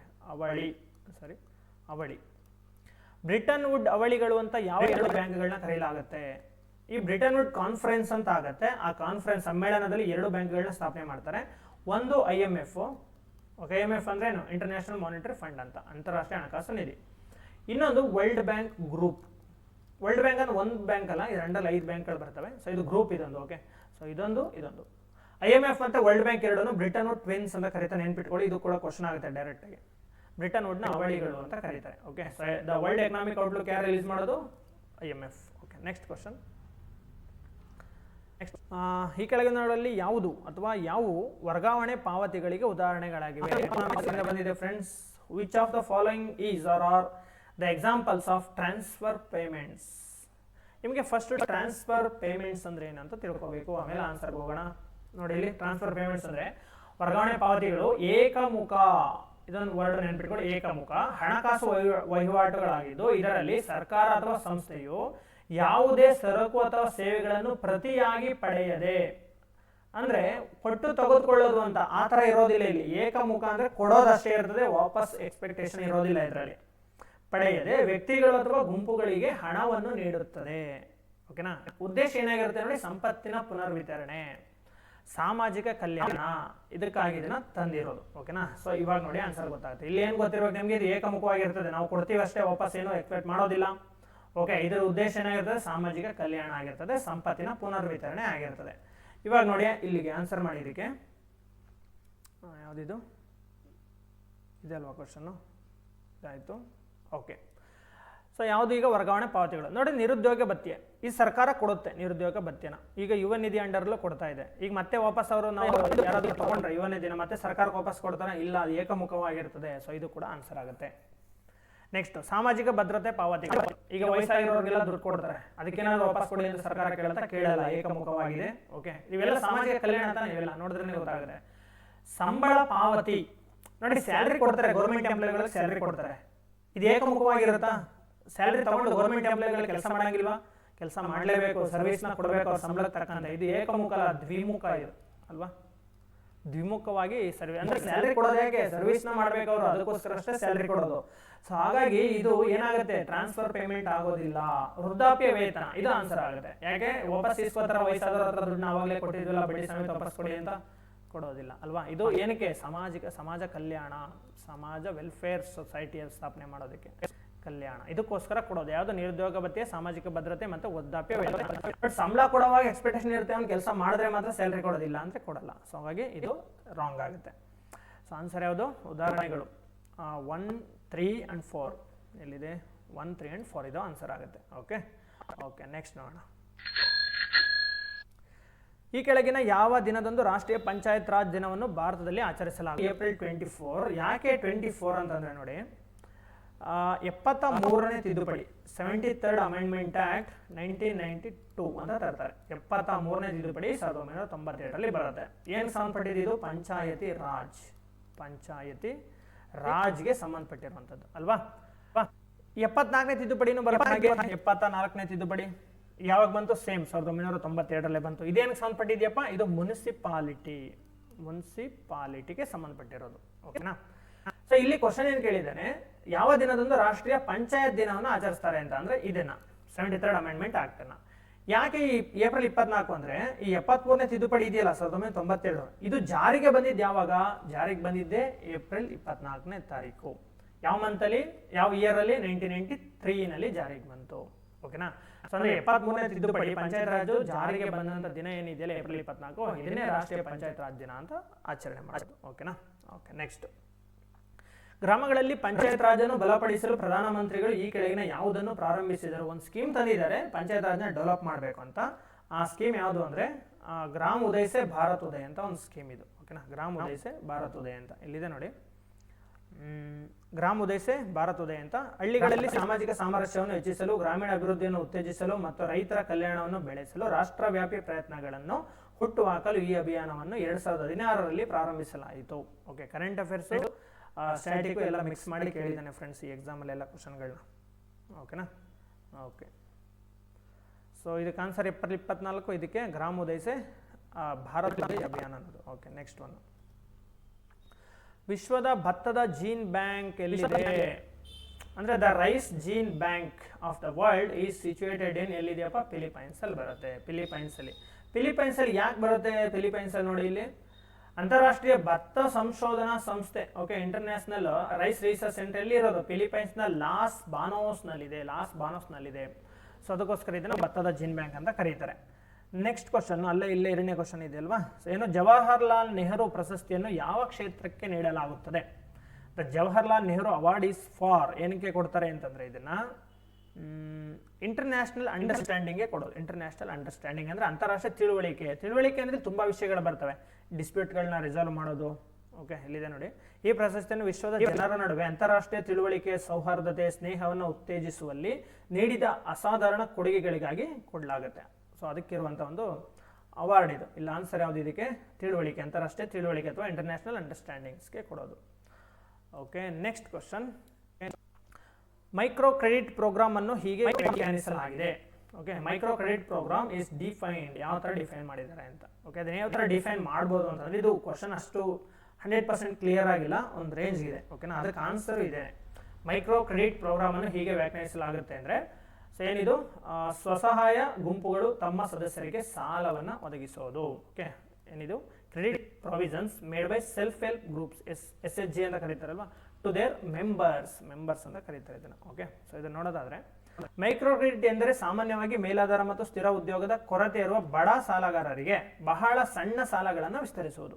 ಓಕೆ, ಅನೇಕ ಅಭಿವೃದ್ಧಿಶೀಲ ಪ್ರದೇಶಗಳಲ್ಲಿ ಅಥವಾ ದೇಶಗಳಲ್ಲಿ ಈ ಕಾರ್ಯಕ್ರಮಗಳನ್ನು ಪ್ರಾಥಮಿಕವಾಗಿ ಸ್ವಸಹಾಯ ಗುಂಪುಗಳು ಮೂಲಕ ಸುಗಮಗೊಳಿಸಲಾಗುತ್ತದೆ. ಓಕೆನಾ? ಸೊ ಇದೊಂದು ಡೆಫಿನಿಷನ್ ಕೇಳಿದ್ದಾನೆ ಅಷ್ಟೇ. ಇದನ್ನು ಮೈಕ್ರೋ ಫೈನಾನ್ಸಿಗೆ ಸಂಬಂಧಪಟ್ಟಂತೆ ಮೈಕ್ರೋ ಕ್ರೆಡಿಟ್ ಪ್ರೋಗ್ರಾಮ್ ಅನ್ನು ಹೀಗೆ ವ್ಯಾಖ್ಯಾನಿಸಲಾಗುತ್ತದೆ ಅಂದರೆ, ಸ್ವಸಹಾಯ ಗುಂಪುಗಳು ತಮ್ಮ ಸದಸ್ಯರಿಗೆ ಸಾಲವನ್ನು ಒದಗಿಸೋದು, ಅದನ್ನ ಆ ಥರ ಕರೀತಾರೆ. ಓಕೆ, ನೆಕ್ಸ್ಟ್ ಒನ್ ನೋಡೋಣ. ಈ ಕೆಳಗಿನವುಗಳಲ್ಲಿ ಯಾವುದು ಭಾರತದ ವಿದೇಶಿ ವಿನಿಮಯ ಸಂಗ್ರಹದ ಭಾಗವಲ್ಲ ಅಂತ ಕೇಳಿದ್ದಾರೆ. ಓಕೆನಾ? ಸೊ ಇದು very important question actually. Foreign exchange reserve ಅಂತ ಬರುತ್ತೆ, ಫಾರೆಕ್ಸ್ ರಿಸರ್ವ್ ಅಂತ ಕರೀತಾರೆ ಅದನ್ನ. Full form foreign exchange reserve ಅಂತ. ಅದರಲ್ಲಿ ಏನೇನು ಬರುತ್ತೆ ಅಂತ ನಿಮ್ಗೆ ಗೊತ್ತಿರಬೇಕು. ಒಟ್ಟು 4 ಅಂಶಗಳಿದೆ, 4 ಬರುತ್ತೆ. ಇಲ್ಲಿ ಏನು ಕೇಳಿದ್ದಾನೆ? ಭಾಗವಲ್ಲ ಅಂದ್ರೆ ನೆಗೆಟಿವ್ ಸ್ಟೇಟ್ಮೆಂಟ್ ಕೇಳಿದ್ದಾನೆ. ಯಾವುದಲ್ಲ ಅಂತ ಹುಡುಕ್ಬೇಕು ನೀವು ಇಲ್ಲಿ. ಓಕೆನಾ? ಸೊ ಯಾವುದಲ್ಲ ಅದಿರಲಿ. ಸೊ ಇಲ್ಲಿ ಏನೋ ಆನ್ಸರ್ ಗೊತ್ತಿರಬೇಕಂದ್ರೆ, ವಿದೇಶಿ ವಿನಿಮಯ ಸಂಗ್ರಹದಲ್ಲಿ ಯಾವ್ದು ಬರುತ್ತೆ ಅಂತ ಫಸ್ಟ್ ನೋಡಿ. In India the foreign exchange reserve ಅಂದ್ರೆ ವಿದೇಶಿ ವಿನಿಮಯ ಸಂಗ್ರಹ ಅಂತ. Foreign exchange reserve are managed by, ನೋಡಿ, RBI. ಈ ಫಾರಿನ್ ವಿದೇಶಿ ವಿನಿಮಯ ಸಂಗ್ರಹ ಇದೆಯಲ್ಲ, ಅದನ್ನ ಯಾರಪ್ಪ ಮೇಲ್ವಿಚಾರಣೆ ಮಾಡೋದು, ನಿರ್ವಹಣೆ ಮಾಡೋದು ಅಂದ್ರೆ RBI ಮಾಡುತ್ತೆ. ಅದರಲ್ಲಿ 4 ಮೈನ್ ಕಾಂಪೊನೆಂಟ್ಸ್ ಇದೆ, 4 ಕಾಂಪೊನೆಂಟ್ಸ್ಗಳು ಬರ್ತವೆ ಈ ಫಾರೆಕ್ಸ್ ರಿಸರ್ವ್ ಅಲ್ಲಿ. ಯಾವ್ಯಾವುದು ನೆನ್ಪಿಟ್ಕೊಳ್ಳಿ. ಇಲ್ಲಿ ಫಾರಿನ್ ಕರೆನ್ಸಿ ಅಸೆಟ್ ಬರುತ್ತೆ, RBI ಹತ್ರನೇ ಇರ್ತದೆ ಇದು. ಸೊ ಫಾರಿನ್ ಕರೆನ್ಸಿ ಅಸೆಟ್ ಬರುತ್ತೆ. ಎರಡನೇದು ಗೋಲ್ಡ್ ಸ್ಟಾಕ್ಸ್ ಆಫ್ RBI ಅಂದ್ರೆ ಚಿನ್ನ, RBI ಹೊಂದಿರುವಂಥ ಚಿನ್ನ. ಮೂರನೇದು ಸ್ಪೆಷಲ್ ಡ್ರಾಯಿಂಗ್ ರೈಟ್ಸ್, ಇದು ಕೂಡ IMF ಸಂಬಂಧಪಟ್ಟಿದ್ದು, ಸ್ಪೆಷಲ್ ಡ್ರಾಯಿಂಗ್ ರೈಟ್ಸ್ ಅಂತ ಬರ್ತದೆ. ನಾಲ್ಕನೇದು reserve tranche positions in IMF ಅಂತ ಬರ್ತದೆ. ನೆನ್ಪಿಟ್ಕೊಳ್ಳಿ ಫ್ರೆಂಡ್ಸ್, ಇವು 4 ಬರ್ತವೆ. ಯಾವುದರಲ್ಲಿ ಹೇಳಿ? ಫಾರೆಕ್ಸ್ ರಿಸರ್ವ್ ಅಲ್ಲಿ. Forex reserve, foreign exchange reserve ಅಂತ ಶಾರ್ಟ್ ಆಗಿ ಇದನ್ನ ಫಾರೆಕ್ಸ್ ರಿಸರ್ವ್ ಅಂತ ಕರೀತಾರೆ. ಇದನ್ನ ವಿದೇಶಿ ವಿನಿಮಯ ಸಂಗ್ರಹ. ಇದರಲ್ಲಿ ಬರುವಂತ 4: foreign currency assets, gold stocks, special drawing rights, reserve tranche positions in IMF. ಇವು 4 ಬರ್ತವೆ. ಓಕೆನಾ? ಇದರಲ್ಲಿ ಯಾವ್ದು ಬರೋದಿಲ್ಲ ನೋಡಿ. ಇಲ್ಲಿ ಯಾವ್ದು ಬರೋದಿಲ್ಲ ಅಂತಂದ್ರೆ, ಸರ್ಕಾರದ ಬಳಿ ಇರುವ ವಿದೇಶಿ ವಿನಿಮಯ ಸಂಗ್ರಹ, ಸರ್ಕಾರಕ್ಕೆ ಇದು ಬರೋದಿಲ್ಲ. ಸೊ RBI ಬಳಿ ಇರೋ ಚಿನ್ನ ಬರುತ್ತೆ, ವಿದೇಶಿ ವಿನಿಮಯ ಬರುತ್ತೆ, ಸರ್ಕಾರ ಹೊಂದಿರುವ SDRಗಳು ಬರ್ತವೆ. ಓಕೆನಾ? ಓಕೆ, ನೆಕ್ಸ್ಟ್ ಕ್ವಶನ್ ನೋಡಿ. ನೆಕ್ಸ್ಟ್ ಕ್ವಶನ್ ಇಲ್ಲೇ ಇದೆ ಅಲ್ವಾ? ಓಕೆ, 26ನೇದು ಇಲ್ಲೇ ಇದೆ. ಈ ಕೆಳಗಿನವುಗಳಲ್ಲಿ ಯಾವಾಗ ಮಣ್ಣಿನ ಆರೋಗ್ಯ ಕಾರ್ಡ್ ಯೋಜನೆ, ಸಾಯಿಲ್ ಹೆಲ್ತ್ ಕಾರ್ಡ್ ಅಂತ ಇಂಟ್ರೊಡ್ಯೂಸ್ ಮಾಡೋದು? ನೋಡಿ, ಕರೆಂಟ್ ಅಫೇರ್ಸ್ ಕೇಳೋದ್ಬಿಟ್ಟು ಎಷ್ಟು ಹಳೆ ಸ್ಕೀಮ್ಗಳೆಲ್ಲ ಕೇಳಿದ್ದಾನೆ ನೋಡಿ. ಎಲ್ಲ ಕ್ವಶನ್ಗಳೆಲ್ಲ ಹಳೇದೆ, ಹೊಸದು ಯಾವುದೂ ಇಲ್ಲ ಇಲ್ಲಿ. ತುಂಬ ಕಮ್ಮಿ ಕರೆಂಟ್ ಅಫೇರ್ಸ್ ಕೇಳಿರೋದು. ಒಂದೊಂದ್ಸರಿ ಹಿಂಗಾಗುತ್ತೆ, ನೀವು ರೆಡಿ ಇರಬೇಕು. ಒಂದೊಂದ್ಸರಿ ಏನಾಗುತ್ತೆ, ಎಕ್ಸಾಮ್ ಹಿಂದೆ ಇರೋ 6 ರಿಂದ 8 ತಿಂಗಳ ಕ್ವಶನ್ಗಳೇ ಮೆಜಾರಿಟಿ ಇರ್ತವೆ. ಒಂದೊಂದ್ಸರಿ ಈ ಥರ ಹಿಂದೆ ಹೊಡೋಗ್ಬಿಡ್ತಾವೆ ಕ್ವಶನ್ಗಳು. ಹಂಗೆ KS ಫಿಲಿಮ್ಸ್ ಎಲ್ಲ ಹಂಗೆ ಆಗಿದೆ. 2020ರಲ್ಲಿ ಆದಂಥ KS ಫಿಲಿಮ್ಸಲ್ಲೂ 2 ವರ್ಷದ ಹಿಂದಿನ ಕರೆಂಟ್ ಅಫೇರ್ಸ್ಗಳನ್ನ ಕೇಳ್ಬಿಟ್ಟಿದ್ದ. ಸೊ ಯಾವ್ದು ಕೇಳ್ತಾನೆ ಅಂತ ಗೆಸ್ ಮಾಡೋಕ್ಕಾಗೋದಿಲ್ಲ. ಹಾಗಾಗಿ ಯೂಸಲಿ ಜನರಲಿ 1 ವರ್ಷದ ಕರೆಂಟ್ ಅಫೇರ್ಸ್ಗೆ ಜಾಸ್ತಿ ಇಂಪಾರ್ಟೆನ್ಸ್ ಕೊಡಬೇಕು. ಬಟ್ ಒಂದೊಂದ್ಸರಿ ಹಿಂಗೆ ಆಗಿಬಿಟ್ಟಾಗ ನೀವು ರೆಡಿ ಇರಬೇಕು. 2 ವರ್ಷದ ಕರೆಂಟ್ ಅಫೇರ್ಸ್ ಕೂಡ ಬೇಸಿಕ್ಸ್ ಆದರೂ ಗೊತ್ತಿರಬೇಕು ಅದ್ರ ಬಗ್ಗೆ. ಇಲ್ಲೆಲ್ಲ ಸ್ವಲ್ಪ ಹಾಗೆ ಆಗಿದೆ. ಸೊ ಇದೇನು ಕೇಳೋ ನೆಸಿಟಿ ಇರಲಿಲ್ಲ. ಓಕೆ, ಸೊ ಕೇಳಿದ ರೀಸನ್ ಏನಂದರೆ 2025ಕ್ಕೆ 10ನೇ ವರ್ಷ ಕಂಪ್ಲೀಟ್ ಆಗ್ತಿತ್ತು, ಹಾಗಾಗಿ ಕೇಳಿದ್ದಾನೆ. 10 ವರ್ಷ ಪೂರೈಸ್ತಾ ಇದೆಯಲ್ಲ, ಆ ಒಂದು ಅದಕ್ಕೋಸ್ಕರ ಕೇಳಿದ್ದೆ ಅಷ್ಟೇ. ಮಣ್ಣಿನ ಆರೋಗ್ಯ ಕಾರ್ಡ್ ಯೋಜನೆಯನ್ನು 2015ರಲ್ಲಿ ಪರಿಚಯಿಸಲಾಯಿತು. ಭಾರತ ಸರ್ಕಾರ ಫೆಬ್ರವರಿ 19, 2015ರಂದು ರಾಜಸ್ಥಾನದ ಸೂರತ್ಗಢದಲ್ಲಿ ಪ್ರಾರಂಭಿಸಲಾಯಿತು. ಈ ಯೋಜನೆಯು ರೈತರಿಗೆ ಅವರ ಮಣ್ಣಿನ ಸಾಯಿಲ್ ಹೆಲ್ತ್ ಕಾರ್ಡ್ ಅಂದ್ರೇನು, ಮಣ್ಣಿನ ಪೋಷಕಾಂಶಗಳ ಸ್ಥಿತಿಯನ್ನು ಹೇಳುತ್ತೆ. ಮಣ್ಣಿನಲ್ಲಿ ಆರೋಗ್ಯ ಹೇಗಿದೆ, ಅದರ ಫಲವತ್ತತೆ ಎಷ್ಟಿದೆ, ಎಷ್ಟು ಪ್ರಮಾಣದಲ್ಲಿ ಗೊಬ್ಬರ ಹಾಕಬೇಕು, ಓಕೆ, ನಿಮ್ಮ ಮಣ್ಣಿಗೆ ಯಾವ ಬೆಳೆ ಸೂಕ್ತ ಆಗುತ್ತೆ ಅನ್ನೋದು ರೈತರಿಗೆ ಸಾಮಾನ್ಯ ಗೊತ್ತಿರೋದಿಲ್ಲ. ಸೊ ಇದು ಕಾರ್ಡ್ ಮೂಲಕ ನಾವು ಮಣ್ಣನ್ನು ತಗೊಂಡೋಗಿ ಟೆಸ್ಟ್ ಮಾಡಿಸಿದಾಗ ಅವ್ರು ಹೇಳ್ತಾರೆ, ನಿಮ್ಮ ಮಣ್ಣಲ್ಲಿ ಇದು ಜಾಸ್ತಿ ಇದೆ, ಇದು ಕಡಿಮೆ ಇದೆ, ಈ ಥರ ಬೆಳೆಗಳನ್ನ ಬೆಳೀರಿ, ಈ ಥರ ಗೊಬ್ಬರಗಳನ್ನ ಜಾಸ್ತಿ ಬಳಸಿ, ಈ ಥರ ಗೊಬ್ಬರಗಳನ್ನ ಕಡಿಮೆ ಬೆಳೆಸಿ, ಇದನ್ನೆಲ್ಲ ಹೇಳ್ತಾರೆ. ಇದನ್ನೇ ಸಾಯಿಲ್ ಹೆಲ್ತ್ ಕಾರ್ಡ್ ಅಂತ ಕರೆಯೋದು. ಓಕೆ, 2015ರಲ್ಲಿ ಬಂತು, ಹಳೆ ಸ್ಕೀಮು. ಬಟ್ ಓಕೆ, 10 ವರ್ಷ ಕಂಪ್ಲೀಟ್ ಆಗಿದೆ ಅನ್ನೋ ಕಾರಣಕ್ಕೆ ಕೇಳಿದ್ದಾನೆ. ನೆಕ್ಸ್ಟ್ ಒನ್, ಇಲ್ಲೊಂದು ಮೆಂಟಾಲಿಟಿ ಸೇರ್ಬಿಟ್ಟಿದೆ ಮಧ್ಯಕ್ಕೆ. ಒಬ್ಬ ಪುರುಷನನ್ನು ತೋರಿಸಿ ಮಹಿಳೆಯೊಬ್ಬರು, ಇವನು ನನ್ನ ತಾಯಿಯ ತಂದೆಯ ಒಬ್ಬನೇ ಅಳಿಯ ಎಂದರು. ಆ ಮಹಿಳೆ ಪುರುಷನಿಗೆ ಹೇಗೆ ಸಂಬಂಧ ಅಂತ. ಇದು ಮೆಂಟಾಲಿಟಿ ಏನು ಇಲ್ಲಿ ಎಕ್ಸ್ಪ್ಲೈನ್ ಮಾಡೋದಿಲ್ಲ, ಜಸ್ಟ್ ಇದು ಆನ್ಸರ್ ಮಗಳು ಬರುತ್ತೆ, ಇದನ್ನು ನೋಡ್ಕೊಂಬಿಡಿ. ನೆಕ್ಸ್ಟ್ ಕ್ವಶನ್ ನೋಡಿ, ಇಟ್ಟಿಗೆ ಅಂದ್ರೆ ಬ್ರಿಕ್, ಪಾದಚಾರಿ ಬ್ಲಾಕ್ಗಳು, ಸಿಮೆಂಟ್ಗಳಲ್ಲಿ ಬಳಸಲಾಗುವ ಕಲ್ಲಿದ್ದಲಿನ ಉಷ್ಣ ವಿದ್ಯುತ್ ಸ್ಥಾವರಗಳ ತ್ಯಾಜ್ಯ ಉತ್ಪನ್ನವನ್ನು ಏನೆಂದು ಕರೆಯುತ್ತಾರೆ ಅಂತ ಕೇಳಿದರೆ 28ನೇದಲ್ವಾ. The waste product from the coal fired thermal power plants, ಅಂದರೆ ಕಲ್ಲಿದ್ದನ್ನ ಸುಟ್ಟು ವಿದ್ಯುತ್ನ ಉತ್ಪಾದನೆ ಮಾಡುವಂಥ ಉಷ್ಣ ವಿದ್ಯುತ್ ಸ್ಥಾವರಗಳು. Used in bricks, pavements, box and cement is called. ಇಲ್ಲೆಲ್ಲ ಯೂಸ್ ಮಾಡ್ತಾರೆ ಉಷ್ಣ ವಿದ್ಯುತ್ ಸ್ಥಾವರದಿಂದ ಬರುವಂಥ ತ್ಯಾಜ್ಯವನ್ನ ಸಿಮೆಂಟ್ಗಳಲ್ಲಿ, ಪಾದಚಾರಿ ಬ್ಲಾಕ್ಗಳಲ್ಲಿ ಮತ್ತು ಇಟಿಗೆಗಳಲ್ಲಿ ಯೂಸ್ ಮಾಡ್ತಾರೆ. ಅದು ಏನು ಅಂತ ಕೇಳಿದ್ದಾನೆ. ಇದ್ರ ಹೆಸರು ಹಾರೋ ಬೂದಿ ಅಂತ, ಫ್ಲೈ ಆಶ್ ಅಂತ ಕರಿತೀವಿ. ನೋಡಿ ಇಲ್ಲಿ ಫ್ಲೈ ಆಶ್. ಫ್ಲೈ ಆಶ್ ಅಂದ್ರೆ ಏನಪ್ಪಾ, ನೀವು ಕಲ್ಲಿದ್ದನ್ನ ಸುಡ್ತೀರಾ. ಯಾವ ಕಲ್ಲಿದ್ದ ಪರ್ಟಿಕ್ಯುಲರ್ ಆಗಿ ಇಂಡಿಯಾದಲ್ಲಿ ಈ ಉಷ್ಣ ವಿದ್ಯುತ್ ಸ್ಥಾವರದಲ್ಲಿ ಬಳಸೋದು ಯಾವುದು ಅಂತಂದ್ರೆ ಬಿಟುಮಿನಸ್. ಯಾಕೆ ಬಿಟುಮಿನಸ್ ಯೂಸ್ ಮಾಡ್ತೀವಿ ನೋಡಿ, ಕಲ್ಲಿದ್ದದಲ್ಲಿ ಒಟ್ಟು 4 ಪ್ರಕಾರ ಇದೆ. ಸೊ ಅದರಲ್ಲಿ ಟಾಪ್ ಕ್ವಾಲಿಟಿ ಯಾವ್ದಪ್ಪ, ಆಂಥ್ರಾಸೈಟ್. ಇದು ಟಾಪ್ ಕ್ವಾಲಿಟಿ, ಬಟ್ ಇಂಡಿಯಾದಲ್ಲಿ ಸಿಗಲ್ಲ. ಸೆಕೆಂಡ್ ಒನ್ ಬಿಟುಮಿನಸ್, ನೆನ್ಪಿಟ್ಕೊಳ್ಳಿ, ವೆರಿ ಇಂಪಾರ್ಟೆಂಟ್ ಫ್ರೆಂಡ್ಸ್, ಬೇಸಿಕ್ ಬರುತ್ತೆ. ಬಿಟುಮಿನಸ್ ಇದು ಸೆಕೆಂಡ್ ಕ್ವಾಲಿಟಿ, ಇಂಡಿಯಾದಲ್ಲಿ ಬೇಕಾದಷ್ಟಿದೆ. ಥರ್ಡ್ ಒನ್ ಲಿಗ್ನೈಟ್, ಇದು 3ನೇ ಕ್ವಾಲಿಟಿ. ಲೋ ಕ್ವಾಲಿಟಿ ಪೀಟ್, ಇದು 4ನೇ ಕ್ವಾಲಿಟಿ. ಸೊ ಪೀಟ್ ಬರೀ ಹೊಗೆನೇ ಬರ್ತದೆ, ಎನರ್ಜಿ ಸಿಗಲ್ಲ. ಲಿಗ್ನೈಟ್ ಅಲ್ಲಿ ಇದಕ್ಕಿಂತ ಸ್ವಲ್ಪ ಪರವಾಗಿಲ್ಲ. Bituminous okay. Anthracite top quality. But ಇಂಡಿಯಾದಲ್ಲಿ ಅನ್ಫಾರ್ಚುನೇಟ್ಲಿ ನಮ್ಗೆ ಏನು ಸಿಗೋದಿಲ್ಲ ಅಂತಂದ್ರೆ ಇದು ಸಿಗೋದಿಲ್ಲ. ಆಂಥ್ರಾಸೈಟ್ ನಮ್ಮಲ್ಲಿ ಸಿಗೋದಿಲ್ಲ. ಬಿಟುಮಿನಸ್ ಜಾಸ್ತಿ ಸಿಗುತ್ತೆ. ಬಟ್ ಬಿಟುಮಿನಸ್ ಅಲ್ಲೂ ಹೊಗೆ ಬರುತ್ತೆ. ಅದಕ್ಕೆ ನಾವು ಏನು ಮಾಡ್ತೀವಿ, ಬೇರೆ ದೇಶಗಳಿಂದ ಆಂಥ್ರಾಸೈಟ್ ಕಲ್ಲಿದ್ದನ್ನ ಇಂಪೋರ್ಟ್ ಮಾಡಿಕೊಂಡು ಬಿಟುಮಿನಸ್ ಜೊತೆ ಮಿಕ್ಸ್ ಮಾಡಿ ಅದನ್ನ ಬಳಸ್ಕೋತೀವಿ. ಪ್ರಮುಖವಾಗಿ ಎಲ್ಲಿ ಇದನ್ನ ಜಾಸ್ತಿ ಯೂಸ್ ಮಾಡ್ತೀವಿ ಬಿಟುಮಿನಸ್ ಅಂತಂದ್ರೆ ನೋಡಿ, 2 ಇಂಡಸ್ಟ್ರಿಗಳು ಪ್ರಮುಖವಾಗಿ. ಒಂದು ಐರನ್ ಅಂಡ್ ಸ್ಟೀಲ್ ಇಂಡಸ್ಟ್ರಿ, ಓಕೆನಾ, ಕಬ್ಬಿಣ ಮತ್ತು ಉಕ್ಕಿನ ಕೈಗಾರಿಕೆಯಲ್ಲಿ ಅತಿ ಹೆಚ್ಚು ಈ ಬಿಟುಮಿನಸ್ ಕೋಲ್ನ ಯೂಸ್ ಮಾಡ್ತೀವಿ. ಅದರ ಜೊತೆಗೆ ಇನ್ನೊಂದು ಇಂಡಸ್ಟ್ರಿ ಯಾವುದು ಅಂತಂದ್ರೆ ಥರ್ಮಲ್ ಪವರ್ ಪ್ಲಾಂಟ್ಸ್, ಉಷ್ಣ ವಿದ್ಯುತ್ ಸ್ಥಾವರ. ಎರಡು ಕಡೆ ನಾವು ಎಷ್ಟು ಬಿಟುಮಿನಸ್ ಕೋಲ್ನ ಯೂಸ್ ಮಾಡೋದು. ಬಟ್ ಆಂಥ್ರಾಸೈಟ್ನ ಮಿಕ್ಸ್ ಮಾಡಿ ಯೂಸ್ ಮಾಡ್ತೀವಿ, ಓಕೆನಾ. ಸೊ ಕಲ್ಲಿನ ಸುಟ್ಟಾಗ ಬೂದಿ ಬರುತ್ತದೆ. ಬೂದಿ ಅಂತ ಏನು ಕರಿತೀವಲ್ಲ, ಮಸಿ ಬೂದಿ ಅಂತ ಕರಿತೀವಲ್ವಾ, ಈ ಬೂದಿನೇ ಫ್ಲೈ ಆಶ್ ಅಂತ ಕರೆಯೋದು. ಈ ಬೂದಿ ಇದೆಯಲ್ಲ ಫ್ರೆಂಡ್ಸ್, ಇದರಿಂದ ಲಾಭನೂ ಇದೆ, ನಷ್ಟನೂ ಇದೆ. ನಷ್ಟ ಏನು, ಈ ಬೂದಿ ಇಲ್ಲಿ ಚಿಮಣಿಗಳಿಂದ ಆಚೆ ಹೋಗಿದ್ದು ಅಕ್ಕಪಕ್ಕ ಇರೋ ಫಾರೆಸ್ಟ್ ಮೇಲೆ, ಬೆಳೆಗಳ ಮೇಲೆ ಕುತ್ಕೊಂಡ್ಬಿಡ್ತದೆ ಅಲ್ಲ, ಕ್ರಾಪ್ಸ್ ಇರ್ತಲ್ಲ ಅದ್ರ ಮೇಲೆ ಕುತ್ಕೊಳ್ಳುತ್ತೆ. ಆ ಬೂದಿ ಕುತ್ಕೊಳ್ಳೋದ್ರೆ ಏನಾಗುತ್ತೆ, ಅದು ಫೋಟೋಸಿಂಥೆಸಿಸ್ ಸರಿಯಾಗಿ ಆಗೋದಿಲ್ಲ, ಕುಂಠಿತ ಬೆಳವಣಿಗೆ ಆಗುತ್ತೆ. ನೀರು ಮಿಕ್ಸ್ ಆದ್ರೆ ಜಲಮಾಲಿನ್ಯ ಆಗುತ್ತೆ, ಗಾಳಿ ಮಿಕ್ಸ್ ಆದ್ರೆ ವಾಯು ಮಾಲಿನ್ಯ ಆಗುತ್ತೆ. ಸೊ ಅದಕ್ಕೆ ಏನ್ ಮಾಡೋದು, ಚಿಮಣಿಯಿಂದ ಅದು ಆಚೆ ಹೋಗೋದಕ್ಕೆ ಮುಂಚೆನೆ ಕ್ಯಾಪ್ಚರ್ ಮಾಡಿಬಿಟ್ರೆ ಅದನ್ನ ಯೂಸ್ ಮಾಡ್ಬೋದು. ಎಲ್ಲೆಲ್ಲಿ ಯೂಸ್ ಮಾಡ್ಬೋದು ನಾವು, ಸಿಮೆಂಟ್ ಅಲ್ಲಿ ಜೊತೆ ಮಿಕ್ಸ್ ಮಾಡ್ಬೋದು. ಇಟ್ಟಿಗೆ ಮಾಡುವಾಗ 30% ವರೆಗೂ ಮಿಕ್ಸ್ ಮಾಡ್ಬೋದು. ಸೊ ಪಾದಚಾರಿ ಬ್ಲಾಕ್ ಮಾಡುವಾಗ ಮಿಕ್ಸ್ ಮಾಡ್ಬೋದು. ಇದರಿಂದ ಏನು ಇಟ್ಟಿಗೆಗೆ ತೊಂದರೆ ಆಗೋದಿಲ್ವಾ ಅಂತಂದ್ರೆ ಲಾಭ ಜಾಸ್ತಿ ಇದೆ. ಇದರಿಂದ ಏನ್ ಲಾಭ ಆಗುತ್ತೆ ನೋಡಿ, ಮೊದಲನೇದಾಗಿ ತೂಕ ಕಡಿಮೆ ಆಗುತ್ತಲ್ವಾ. ಸಿಮೆಂಟ್ ಎಷ್ಟು ತೂಕ ಬರುತ್ತೆ ಇಟ್ಟಿಗೆಗಳು, ಬೂದಿ ಮಿಕ್ಸ್ ಮಾಡ್ಬಿಟ್ರೆ 30% ವರೆಗೂ ಏನಾಗುತ್ತೆ, ತೂಕ ಆಟೋಮೆಟಿಕಲ್ 30% ಕಡಿಮೆ ಆಗೋಯ್ತು. ಒಂದು ಬೆನಿಫಿಟ್, ಮನೆ ಮೇಲಿನ ವೆಯ್ಟ್ ಕಡಿಮೆ ಆಗುತ್ತೆ. ಎರಡನೇ ಬೆನಿಫಿಟ್ ನೋಡಿ, ಇದು ಡ್ಯೂರೇಬಲ್ ಆಗಿರುತ್ತೆ. ಡ್ಯೂರೇಬಲ್ ಅಂದ್ರೆ ಏನು, ದೀರ್ಘಾವಧಿ ಬಾಳಿಕೆ ಬರುತ್ತೆ. ಓಕೆ, ದೀರ್ಘಾವಧಿ ಇಷ್ಟೊಂದು ಲಾಭನೇ ಇದೆ ಇದರಿಂದ ಜಾಸ್ತಿ. ಸೊ ಇದನ್ನೆಲ್ಲ ಮಿಕ್ಸ್ ಮಾಡ್ಬೋದು. ಸೊ ಇದನ್ನೇ ಫ್ಲೈ ಆಶ್ ಅಂತ ಕರೀತಾರೆ. ಓಕೆನಾ. ಸೊ ಇದ್ರಲ್ಲಿ ಇಟ್ಟಿಗೆ ಇದನ್ನೆಲ್ಲ ಮಾಡ್ಬೋದು, ಸಿಮೆಂಟ್ ಜೊತೆ ಎಲ್ಲ ಮಿಕ್ಸ್ ಮಾಡ್ಬೋದು. ಓಕೆ, ನೆಕ್ಸ್ಟ್ ಕ್ವಶನ್ ನೋಡಿ, ಏರುತ್ತಿರುವ ಸಮುದ್ರ ಮಟ್ಟದಿಂದಾಗಿ ಮೊದಲು ಮುಳುಗುವ ನಿರೀಕ್ಷೆ ಇರುವ ದ್ವೀಪ ಅದಕ್ಕೆ ಕೊಟ್ಟಿದ್ದಾರೆ ಮಾಲ್ಡೀವ್ಸ್. ನೋಡಿ ಮಾಲ್ಡೀವ್ಸ್ ಎಲ್ಲಿದೆ ಹೇಳಿ ಫ್ರೆಂಡ್ಸ್, ಇದು ಇಂಡಿಯಾ ಅಂತ ತಗೊಂಡ್ರೆ ಇಂಡಿಯಾದಲ್ಲಿ ಈ ಭಾಗದಲ್ಲಿ ಏನು ಬರುತ್ತೆ, ಲಕ್ಷದ್ವೀಪಗಳು ಬರ್ತವೆ. ಇದರಿಂದ ದಕ್ಷಿಣಕ್ಕೆ ಬರೋದೇ ಮಾಲ್ಡೀವ್ಸ್, ಇಲ್ಲೇ ಬರುತ್ತಲ್ವಾ. ಸೊ ಮಾಲ್ಡೀವ್ಸ್ ಕೂಡ ಇಲ್ಲೇ ಬರ್ತದೆ. ಸೊ ಇದೇನಾಗಿದೆ, ಸಮುದ್ರ ಮಟ್ಟದಿಂದ ಸ್ವಲ್ಪ ಮಾತ್ರ ಹೈಟ್ ಇದೆ. ಸಮುದ್ರ ಮಟ್ಟ ಏನಿದೆಯಲ್ಲ ಮೀನ್ ಸಿ ಲೆವೆಲ್, ಅದಕ್ಕಿಂತ ಸ್ವಲ್ಪ ಮಾತ್ರ ಹೈಟ್ ಇದೆ. ಸೊ ಭಯಂಕರ ಟೂರಿಸಂ ಇದರಲ್ಲಿ ಇರುವಂಥ ಎಕಾನಮಿ ಏನಿದೆಯಲ್ಲ Maldives economy, almost 99% depends on ಯಾವುದು, ಟೂರಿಸಂ. ಕಂಪ್ಲೀಟಾಗಿ ಟೂರಿಸಂ ಮೇಲೆ ಡಿಪೆಂಡ್ ಆಗಿಬಿಟ್ಟಿದೆ. ಸೊ ಟೂರಿಸಂ ಕೈ ಕೊಟ್ಟರೆ ಅದ್ರ ಇಡೀ ಎಕಾನಮಿನೇ ಡೆಸ್ಟ್ರಾಯ್ ಆಗಿಬಿಡುತ್ತೆ. ಓಕೆ, ಸೊ ಯಾಕೆ ಟೂರಿಸಂ ಇದೆ, ಇಲ್ಲೆಲ್ಲ ಹವಳದ ದಿಬ್ಬಗಳಿಂದ ಇದು ರಚನೆ ಆಗಿದೆ. ಸೊ ಎಲ್ಲ ಪ್ರವಾಸಿಗರು ಆಕರ್ಷಣೆಯಿಂದ ಇರ್ತಾರೆ, ಮತ್ತು ಅಲ್ಲಿ ಇನ್ಫ್ರಾಸ್ಟ್ರಕ್ಚರ್ ಕೂಡ ಅಷ್ಟೇ ಚೆನ್ನಾಗಿ ಡೆವಲಪ್ ಮಾಡಿದ್ದಾರೆ. ಓಕೆ, ಸೊ ಇದು ಸಮುದ್ರ ಮಟ್ಟದಿಂದ ಸ್ವಲ್ಪವೇ ಎತ್ತರ ಇರೋದ್ರಿಂದ ಜಾಗತಿಕ ತಾಪಮಾನ ಹೆಚ್ಚಾಗ್ತಿರೋದ್ರಿಂದ ಸಮುದ್ರ ಮಟ್ಟ ಏರಿ ಅದನ್ನ ಬೇಗ ಮುಳುಗಿಸ್ಬಿಡುತ್ತೆ. ಸೊ ಇವಕ್ಕೆಲ್ಲ ಕಂಪೇರ್ ಮಾಡಿದ್ರೆ ತುಂಬಾ ಥ್ರೆಟ್ ಇರೋದು ಮಾಲ್ಡೀವ್ಸ್ಗೆ. ಹಂಗಾಗಿ ಇದು ಆನ್ಸರ್. ನೆಕ್ಸ್ಟ್ ಗ್ಲೋಬಲ್ ಡಿಮ್ಮಿಂಗ್ ಬಗ್ಗೆ ಕೇಳಿದ್ದಾನೆ. ಗ್ಲೋಬಲ್ ಡಿಮ್ಮಿಂಗ್ ಮಬ್ಬಾಗುವಿಕೆ ಅಂತ. ಓಕೆ, ಏನಿದು ಜಾಗತಿಕ ಮಬ್ಬಾಗುವಿಕೆ ಏನನ್ನು ಸೂಚಿಸುತ್ತದೆ, ಏನು ಗ್ಲೋಬಲ್ ಡಿಮ್ಮಿಂಗ್ ರೆಫರ್ಸ್ ಟು, ಏನು ರೆಫರ್ ಮಾಡುತ್ತೆ ಅಂತ ನೋಡಿದ್ದು. ಗ್ಲೋಬಲ್ ಡಿಮ್ಮಿಂಗ್ ಅಂತಂದ್ರೆ ಫಸ್ಟ್ ಹೇಳ್ಬಿಡ್ತೀನಿ ನೋಡಿ ಅದೇನಂತ. ಈಗ ಸನ್ಲೈಟು ಈಗ ಭೂಮಿಗೆ ಬರುತ್ತೆ, ಬಟ್ ಭೂಮಿಗೆ ಬರೋಕ್ಕೆ ಮುಂಚೆ ಡೈರೆಕ್ಟಾಗಿ ಭೂಮಿ ಬರಲ್ಲ, ಇಲ್ಲೆಲ್ಲ ಅಟ್ಮಾಸ್ಫಿಯರ್ನ ದಾಟಿ ಬರಬೇಕಾಗತ್ತೆ. ಆದರೆ ಅಟ್ಮಾಸ್ಫಿಯರಲ್ಲಿ ಏನೇನಿರುತ್ತೆ, ಬರೀ ಗಾಳಿ ಮಾತ್ರ ಇರ್ತದೆ, ಬೇರೆ ಏನೂ ಇರಲ್ವಾ. ಸೊ ಬೇಕಾದಷ್ಟು ಬೇರೆ ಬೇರೆದಲ್ಲೇ ಇರ್ತದಲ್ವಾ. ಏನೇನಿರುತ್ತೆ ಹೇಳಿ ನೋಡುವ ಅಟ್ಮಾಸ್ಫಿಯರಲ್ಲಿ, ಗೆಸ್ ಮಾಡಿ. ಅಟ್ಮಾಸ್ಫಿಯರಲ್ಲಿ ವಾಯುಮಂಡಲದಲ್ಲಿ ಧೂಳಿನ ಕಣಗಳಿರ್ತವೆ. ಧೂಳಿನ ಕಣಗಳು, ಬ್ಯಾಕ್ಟೀರಿಯಾಗಳು, ಸಾಲ್ಟ್ ಪಾರ್ಟಿಕಲ್ಸು ಏನೇನೋ ಇರುತ್ತಲ್ವಾ, ಸಣ್ಣ ಪುಟ್ಟದೆಲ್ಲ, ಬ್ಲಾಕ್ ಕಾರ್ಬನ್, ಬ್ರೌನ್ ಕಾರ್ಬನ್ ಇದೆಲ್ಲ ಬರುತ್ತೆ. ಸೊ ಈ ಸನ್ಲೈಟ್ ನೇರವಾಗಿ ಭೂಮಿಗೆ ಬಂದ್ಬಿಡಲ್ಲ, ಇದನ್ನೆಲ್ಲ ದಾಟಿಕೊಂಡು ಬರಬೇಕಾಗತ್ತೆ. ಆದರೆ ಏನಾಗ್ಬಿಡ್ತದೆ ಈ ಸನ್ಲೈಟ್ ಇದನ್ನೆಲ್ಲ ದಾಟಿ ಬರುವಂಥ ಟೈಮಲ್ಲಿ ಅಂತಂದರೆ, ದಾಟಿ ಬರುವಂಥ ಟೈಮಲ್ಲಿ ಇಲ್ಲಿ ಇದ್ರ ಮೇಲೆ ಬಿದ್ದಂತಹ ಏನೋ ಸನ್ಲೈಟು ಇಲ್ಲಿಂದ ಸೀದಾ ಅಟ್ಮಾಸ್ಫಿಯರ್ ಹೊರಗ್ಬಿಡುತ್ತೆ. ಇಲ್ಲಿಂದ ಬಂದು ಸೂರ್ಯನಿಂದ ಬಂದು ಸನ್ಲೈಟು ಭೂಮಿಗೆ ಬರೋಕ್ಕೂ ಮುಂಚೆ ಇಲ್ಲಿ ಕಣಗಳ ಪಾರ್ಟಿಕಲ್ಸ್ ಇರ್ತಾವಲ್ವಾ, ಈ ಪಾರ್ಟಿಕಲ್ಸ್ ಮೇಲೆ ಬಿದ್ದು ಇಲ್ಲಿಂದನೇ ರಿಫ್ಲೆಕ್ಟ್ ಆಗಿ ಅಟ್ಮಾಸ್ಫಿಯರ್ ಹೊರಗ್ಬಿಡುತ್ತೆ.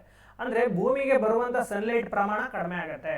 ಸನ್ಲೈಟ್ ಪ್ರಮಾಣ ಅಂದ್ರೆ ಬೆಳಕಿನ ಪ್ರಮಾಣ ಕಡಿಮೆ ಆಗುತ್ತಲ್ವಾ, ಇದನ್ನೇ ಏನಂತ ಕರೆಯೋದು, ಗ್ಲೋಬಲ್ ಡಿಮ್ಮಿಂಗ್ ಅಂತ ಕರೀತಾರೆ. ಗ್ಲೋಬಲ್ ಡಿಮ್ಮಿಂಗ್ ಅಂತ ಕರೀತಾರೆ. ಓಕೆನಾ. ಸೊ ಆನ್ಸರ್ ಏನು, ರಿಡಕ್ಷನ್ ಆಫ್ ಸೋಲಾರ್ ಇರಿಡಿಯನ್ಸ್ ಅಂದ್ರೆ ಸೌರ ವಿಕಿರಣ ಅಂತ, ಇನ್ಸೋಲೇಷನ್ ಅಂತ ಕರೀತಾರೆ. ನೆನ್ಪಿಟ್ಕೊಳ್ಳಿ, ಇದು ಕ್ವಶನ್ ಆಗಿದೆ. ಇನ್ಸೋಲೇಷನ್ ಅಂದ್ರೆ ಏನ್ ಹೇಳಿ, ಇನ್ಕಮಿಂಗ್ ಸೋಲಾರ್ ರೇಡಿಯೇಷನ್ ಅಂತ, 3 ವರ್ಣ ಸೇರಿಸಿ ಇನ್ಸೋಲೇಷನ್ ಅಂತ ಕರೀತಾರೆ. ಇನ್ಸೋಲೇಷನ್ ಅಂದ್ರೆ ಏನು, ಸೂರ್ಯನಿಂದ ಭೂಮಿಗೆ ಬರುವಂತ ವಿಕಿರಣ ಏನಿದೆಯಲ್ಲ ಅದಕ್ಕೆ ಟೆಕ್ನಿಕಲ್ ಆಗಿ ಇನ್ಸೋಲೇಷನ್, ಇನ್ಕಮಿಂಗ್ ಸೋಲಾರ್ ರೇಡಿಯೇಷನ್ ಅಂತ ಕರೆಯೋದು.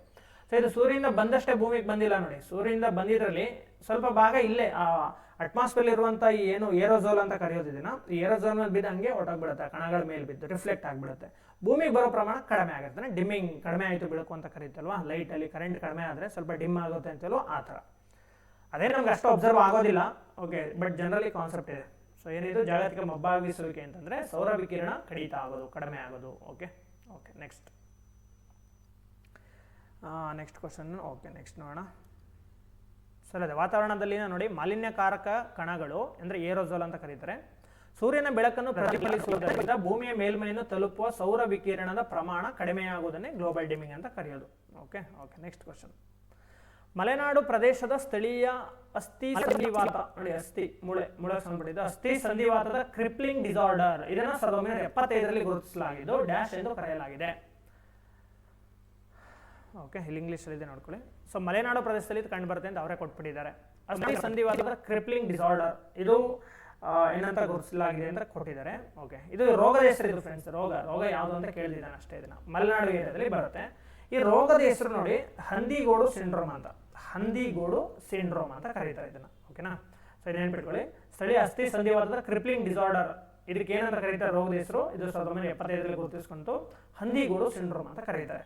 ಈಗ ನೋಡಿ, ಇದು ವೆರಿ ಇಂಪಾರ್ಟೆಂಟ್. ಇದು ಕ್ಯಾಸಿನೋರ್ ಫಾರೆಸ್ಟ್ ಡಿಸೀಸ್ ಅಂತ. ಇದು ಆನ್ಸರ್ ಇದಕ್ಕೇನೆ, ಇದಕ್ಕೇನೆ. ಸೊ ಇದಕ್ಕೆ ಇದೇನು ಅಂತ ನೋಡೋಣ. ಕ್ಯಾಸಿನೋರ್ ಫಾರೆಸ್ಟ್ ಡಿಸೀಸ್, KFD ಅಂತ ಕರೀತಾರೆ ಇದನ್ನ. KFD ಅಂದ್ರೆ ಕ್ಯಾಸಿನೋರ್ ಫಾರೆಸ್ಟ್ ಡಿಸೀಸ್ ಅಂತ. ಇದು ಫಸ್ಟ್ ಶಿವಮೊಗ್ಗ, ಚಿಕ್ಕಮಗಳೂರು ಭಾಗದಲ್ಲಿ ಕಾಣಿಸ್ಕೊಂತು. ಶಿವಮೊಗ್ಗದಲ್ಲಿ ಕ್ಯಾಸನೂರು ಅಂತ ಬರುತ್ತೆ, ಅಲ್ಲಿ ಫಸ್ಟ್ ಕಾಣಿಸ್ಕೊಂಡಿದ್ರಿಂದ ಇದನ್ನ ಕ್ಯಾಸನೂರು ಅರಣ್ಯ ಕಾಯಿಲೆ ಅಂತ ಕರೀತಾರೆ. ಇದು ಕೋತಿಗಳಿಂದ ಬರುತ್ತೆ. ಕೋತಿಗಳು ಡೈರೆಕ್ಟ್ ಕೋತಿಗಳು ಸತ್ತೋಗ್ತಾವಲ್ವಾ, ಸತ್ ನಂತರ ನೊಣಗಳು ಇವೆಲ್ಲ ಅದನ್ನ ತಿಂದು ಅದನ್ನ ನಮಗೆ ಬಂದು ಕಚ್ಚಿದ್ರೆ ಸೊಳ್ಳೆಗಳು ಇವೆಲ್ಲ, ಅವಾಗ ಈ ರೋಗ ನಮಗೆ ಬರುತ್ತೆ, ಕ್ಯಾಸನೂರ್ ಫಾರೆಸ್ಟ್ ಡಿಸೀಸ್ ಅಂತ. ಮತ್ತಿದು ಮಾರಣಾಂತಿಕ, ನೆನ್ಪಿಟ್ಕೊಳ್ಳಿ, ಮಾರಣಾಂತಿಕ ಕಾಯಿಲೆ ಆಗಿದೆ. ಓಕೆನಾ. ಓಕೆ, ಸೊ ಇದು ಗೊತ್ತಿಲ್ಲ ನಿಮಗೆ. ಇದು ಬಂದರೆ ಸಾಯುವಿನ ಪ್ರಮಾಣನೂ ಇರುತ್ತೆ. ಓಕೆ, ಇದಕ್ಕೆ ರೇರ್ ಡಿಸೀಸ್, ಇದು ತುಂಬ ಕಮ್ಮಿ ಜನಕ್ಕೆ ಬರುತ್ತೆ, ಬಟ್ ಅಲ್ಲಿಗೆ ಮಾತ್ರ ಬರೋದು, ಮಲೆನಾಡು ಏರಿಯಾದಲ್ಲಿ ಮಾತ್ರ ಬರೋದು, ಬೇರೆ ಎಲ್ಲೂ ಬರಲ್ಲ. ಸ್ವೈನ್ ಫ್ಲೂ ಅಂದರೆ ನಿಮ್ಗೆ ಗೊತ್ತಿದ್ದಿಲ್ಲ, H1N1 N1. ಓಕೆ, ಹಂದಿ ಜ್ವರ ಅಂತ ಕರೀತಲ್ವಾ, ಸೊ ಇದು ಇನ್ಫ್ಲೂಯೆನ್ಸಾ ವೈರಸ್ಸಿಂದ ಬರೋದಲ್ವಾ ನೋಡಿ. ಸ್ವೈನ್ ಫ್ಲೂ ಇನ್ಫ್ಲೂಯೆನ್ಸಾ ಎ ವೈರಸ್ನಿಂದ ಉಂಟಾಗುವ ಒಂದು ಕಾಯಿಲೆ ಇದು. ಇನ್ನೊಂದಿದೆ ನೋಡಿ, ಇದು ಹಂದಿಗೋಡು ಸಿಂಡ್ರೋಮ್ ಅಂತ ಅವಾಗಲೇ ಕ್ವಶನ್ ಕೇಳಿದ್ರು. 1975 ಸುಮಾರಿಗೆ ಗುರುತಿಸಲಾದ ಮಲೆನಾಡು ಪ್ರದೇಶಕ್ಕೆ ಸ್ಥಳೀಯವಾದ ಅಸ್ಥಿ ಸಂಧಿವಾತ ಅಂಗವೈಕಲ ಅಸ್ವಸ್ಥತೆಯನ್ನು ಹೀಗೆ ಕರೆಯಲಾಗುತ್ತದೆ ಅಂದ್ರೆ ಹಂದಿಗೋಡ್ ಸಿಂಡ್ರೋಮ್ ಅಂತ. ಹಂದಿಗೋಡ್ ಸಿಂಡ್ರೋಮ್ ಒಂದು ಕೌಟುಂಬಿಕ ಅಸ್ಥಿ ಪಂಜರ ಅಂದ್ರೆ ಸ್ಕೆಲಿಟನ್ ಸಂಬಂಧಪಟ್ಟಿದ್ದು ಅಸ್ವಸ್ಥತೆಯಾಗಿದೆ. ಓಕೆ, ಇಷ್ಟು ಗೊತ್ತಿರಲಿ. ಇನ್ನೊಂದು ಕೊಟ್ಟಿದ್ದಾರಲ್ವ ಇಲ್ಲಿ, ಅದನ್ನು ನೋಡ್ಬಿಡಿ. ಯಾವುದೋ ಫಿಲರಿಯಾಸಿಸ್ ಅಂತ ಕೊಟ್ಟಿದ್ದಾನೆ. ಇದನ್ನ ನೋಡಿ, ಫಿಲರಿಯಾಸಿಸ್ ಕಾಮನ್ಲಿ ನೋನ್ ಆಸ್ ಎಲಿಫೆಂಟಿಯಾಸಿಸ್ ಅಂತ ಅಂದ್ರೆ. ಓಕೆ, ಎಲಿಫೆಂಟಿಯಾಸಿಸ್ ಅಂತಂದ್ರೆ ಆನೆ ಕಾಲು ರೋಗ ಅಂತ ಕರಿತೀವಿ ನೋಡಿ. ಒಂದು ಕಾಲು ಅಥವಾ ಕೈ ತುಂಬಾ ದಪ್ಪ ಆಗ್ಬಿಡೋದು. ಸೊ ಈ ತರ ಕಾಯಿಲೆ ಇದು. ಯಾವ್ದ್ರಿಂದ ಬರುತ್ತೆ ನೋಡಿ, ಪ್ಯಾರಾಸೈಟಿಕ್ ಅಂತ ಅಂದ್ರೆ ಪರಾವಲಂಬಿಯಿಂದ ಬರುವಂಥದ್ದು. ಓಕೆ, ಒಂದು ಹುಳು, ಪರಾವಲಂಬಿ ಹುಳುವಿಂದ ಬರುವಂತ ಕಾಯಿಲೆ ಇದು. ಯಾವುದು? ಫಿಲರಿಯಾಸಿಸ್ ಅಂತ ಕರೀತಾರೆ. ಆನೆ ಕಾಲು ರೋಗ ಅಂತ ಕರಿತೀವಿ. ಕಾಲು ಕೈಯೆಲ್ಲ ದಪ್ಪ ಆಗ್ಬಿಡೋದು ಆನೆ ತರ. ಹಂದಿ ಜ್ವರ ಇದು ಸ್ವೈನ್ ಫ್ಲೂ ಗೊತ್ತಿದೆ, ಇನ್ಫ್ಲೂಯೆನ್ಸಾ ಎ ವೈರಸ್ ಇಂದ ಬರುತ್ತೆ. ಇದು ಹಂದಿಗೋಡು ಸಿಂಡ್ರೋಮ್, ಇದಕ್ಕೆ ಆನ್ಸರ್. ಓಕೆನಾ? ಓಕೆ, ನೆಕ್ಸ್ಟ್ ನೋಡೋಣ. ಇನ್ನೊಂದು ಕ್ವಶನ್ ಇಲ್ಲೇ ಇದೆಲ್ಲ. ಓಕೆ, ಕೆಳಗಿನ ಯಾವ ವರ್ಷದಲ್ಲಿ ಸಹಕಾರ ಸಂಘಗಳ ಕಾಯ್ದೆಯನ್ನು ಅಂಗೀಕರಿಸಲಾಗಿದೆ ಅಂತ ನೋಡಿ. ಇದು ಆಕ್ಚುಲಿ 1904 ಬರುತ್ತೆ. ಕರ್ಜನ್, ಇದು ಲಾರ್ಡ್ ಕರ್ಜನ್ ಅವನೇ ತಗೊಂಡ್ಬರ್ತಾನೆ. ಏನಂತ ಕರೀತಾರೆ ಅಂದ್ರೆ ಅದನ್ನ ಕೋಆಪರೇಟಿವ್ ಕ್ರೆಡಿಟ್ ಸೊಸೈಟೀಸ್ ಆಕ್ಟ್ ಅಂತ ಕರೀತಾರೆ. ಈಗೇನಿಲ್ಲಿ ಕೋಆಪರೇಟಿವ್ ಸೊಸೈಟೀಸ್ ಆಕ್ಟ್ ಅಂತ ಕೇಳಿದಾನಲ್ವಾ, ಇದು ಬಂದಿರೋದು 1912ರಲ್ಲಿ. ಬಟ್ ಇದಕ್ಕಿಂತ ಹಿಂದೆನೆ 1904 ಲಾರ್ಡ್ ಕರ್ಜನ್ ಕೋಆಪರೇಟಿವ್ ಕ್ರೆಡಿಟ್ ನೋಡಿ, ಇಲ್ಲಿ ಕೋಆಪರೇಟಿವ್ ಕ್ರೆಡಿಟ್ ಸೊಸೈಟೀಸ್ ಆಕ್ಟ್ ಅಂತ ಬಂದಿತ್ತು 1904ರಲ್ಲಿ. ಬಟ್ ಇದು ಕಾಂಪ್ರಿಹೆನ್ಸಿವ್ ಆಗಿರಲಿಲ್ಲ, ಸಮಗ್ರವಾಗಿರಲಿಲ್ಲ, ಕೆಲವೊಂದಷ್ಟು ಲೋಪದೋಷಗಳನ್ನ ಒಳಗೊಂಡಿತ್ತು. ಸೊ ಅದಕ್ಕೋಸ್ಕರ ಏನ್ ಮಾಡ್ತಾರೆ, ಲಾರ್ಡ್ ಹಾರ್ಡಿಂಜ್ ಸೆಕೆಂಡ್, ಇವ್ರು ಬರ್ತಾರಲ್ಲ, ಎರಡನೇ ಹಾರ್ಡಿಂಜ್ ಸೆಕೆಂಡ್, ಇವರು 1912ರಲ್ಲಿ ಈ ಆಕ್ಟ್ ನ ತಗೊಂಡ್ಬರ್ತಾರೆ. ಯಾವ್ದನ್ನ? ಸಹಕಾರ ಸಂಘಗಳ ಕಾಯ್ದೆನ ಜಾರಿಗೆ ತಗೊಂಡ್ಬರ್ತಾರೆ. ಓಕೆ, ಸೊ ಸಮಗ್ರವಾಗಿ ಬಂದಿದ್ದು ಇಲ್ಲೇನೆ ಕೋಆಪರೇಟಿವ್ ಸೊಸೈಟೀಸ್ ಆಕ್ಟ್ ಅಂತ ಕರೀತಾರೆ. ಕೋಆಪರೇಟಿವ್ ಕ್ರೆಡಿಟ್ ಸೊಸೈಟೀಸ್ ಆಕ್ಟ್ ಬಂದಿದ್ದು 1904ರಲ್ಲಿ, ಬಟ್ ಇದು ಸಮಗ್ರವಾಗಿ ಇರಲಿಲ್ಲ.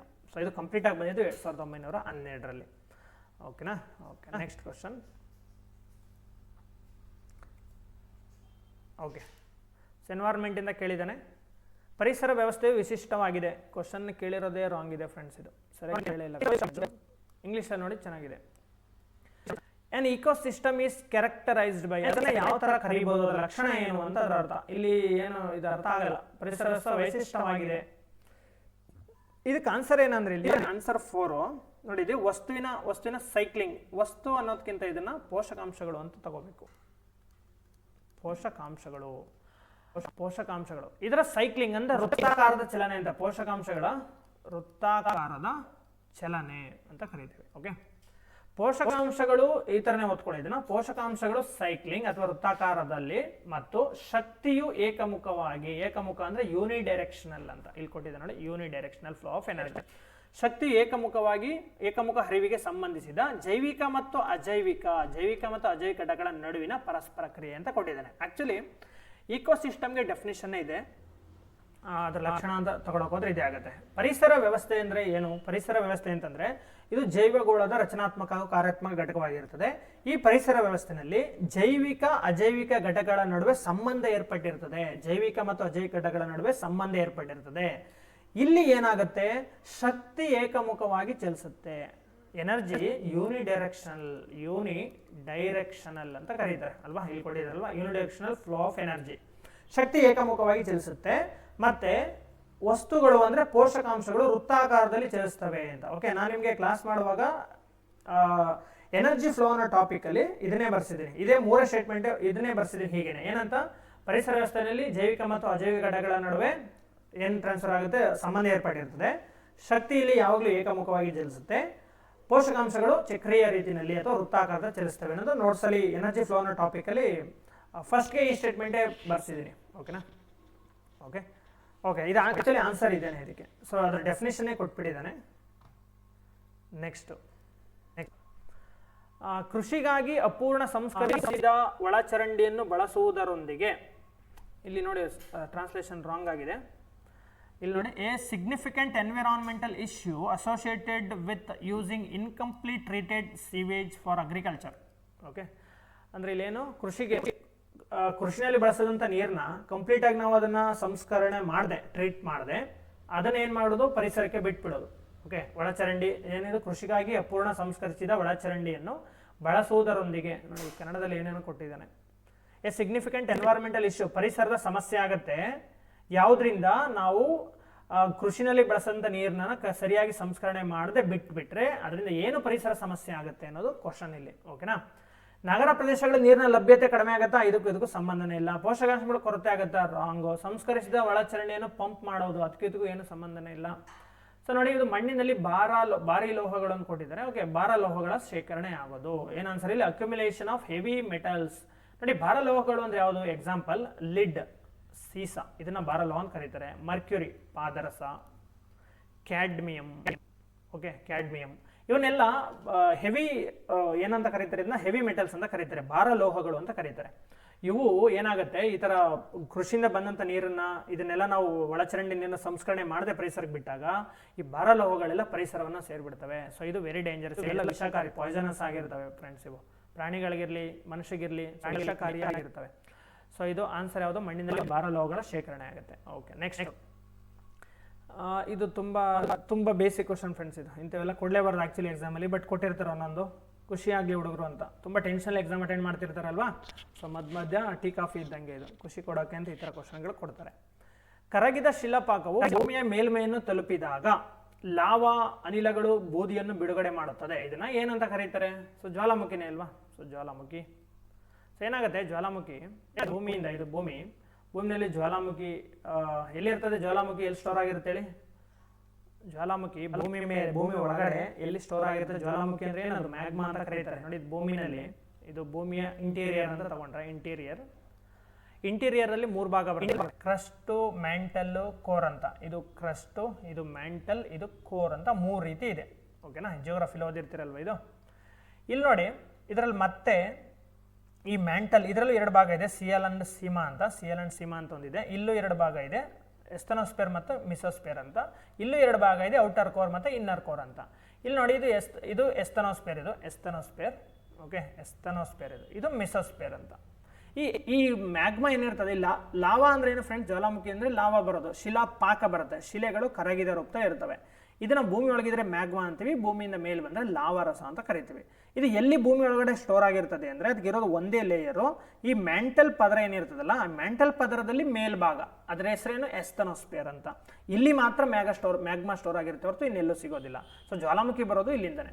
ಸೊ ಇಲ್ಲಿಂದ ಇದನ್ನ ಮ್ಯಾಗ್ಮಾ ಅಂತ ಕರಿತೀವಿ ಭೂಮಿ ಒಳಗಡೆ ಇದ್ರೆ. ಭೂಮಿ ಮೇಲ್ ಬಂದ ನಂತರ ಅದನ್ನ ಲಾವಾ ಅಂತ ಕರಿತೀವಿ.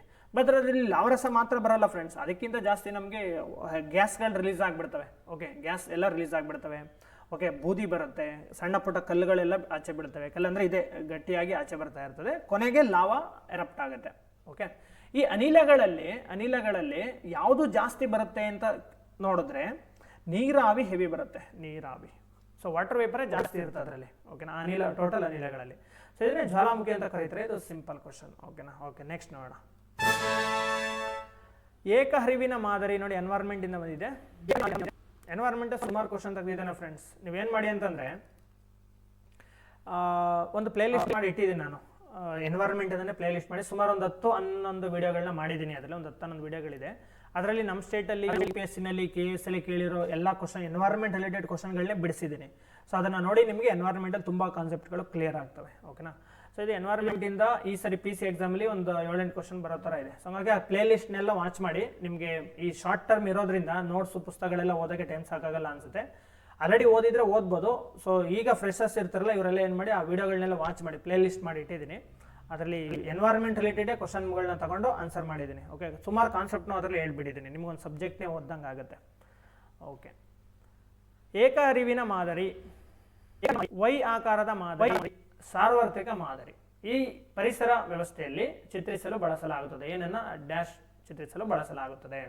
The single flow model, Y shape model and universal model are utilised to depict dash in an ecosystem ಅಂತ ಕೊಟ್ಟಿದ್ದಾರೆ ಅಲ್ವಾ.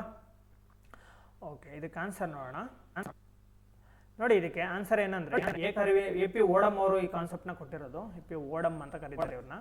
ಏಕಹರಿವಿನ ಮಾದರಿ ಅಂದ್ರೆ ಶಕ್ತಿ ಯಾವಾಗಲೂ ಒಂದು ಟ್ರಾಫಿಕ್ ಲೆವೆಲ್ ಇಂದ ಇನ್ನೊಂದು ಟ್ರಾಫಿಕ್ ಲೆವೆಲ್ಗೆ ಏನಾಗುತ್ತೆ ಒಂದೇ ನಿರ್ದಿಷ್ಟವಾಗಿ ಹರಿಯುತ್ತೆ. ಇದನ್ನ ಆಹಾರ ಸರಪಳಿ ಅಂತ ಕರಿತೀವಲ್ವಾ. ಸೊ ಏಕಹರಿವಿನ ಮಾದರಿಯಿಂದ ಒಂದರಿಂದ ಒಂದಕ್ಕೆ ಹೋಗ್ತಾ ಇರ್ತದೆ. ಓಕೆನಾ, ಇದು ಏಕಹರಿವಿನ ಮಾದರಿ. ವೈ ಶೇಪ್ಡ್ ಎನರ್ಜಿ ಫ್ಲೋ ಅಂತಂದ್ರೆ ನೋಡಿ, ಇಲ್ಲೊಂದು ಫುಡ್ ಚೈನ್ ಇರ್ತದೆ. ಈಗ ಎಕ್ಸಾಂಪಲ್, ಇಲ್ಲಿ ಹುಲ್ಲು ಬೆಳ್ಕೊಂಡಿರುತ್ತೆ, ಇದನ್ನ ಮೊಲ ತಿನ್ನುತ್ತೆ, ಮೊಲವನ್ನ ಚಿರತೆ ತಿನ್ನುತ್ತೆ, ಚಿರತೆಯನ್ನ ಹುಲ್ಲು ತಿನ್ನುತ್ತೆ. ಇದೊಂದು ಫುಡ್ ಚೈನ್ ಅಲ್ವಾ.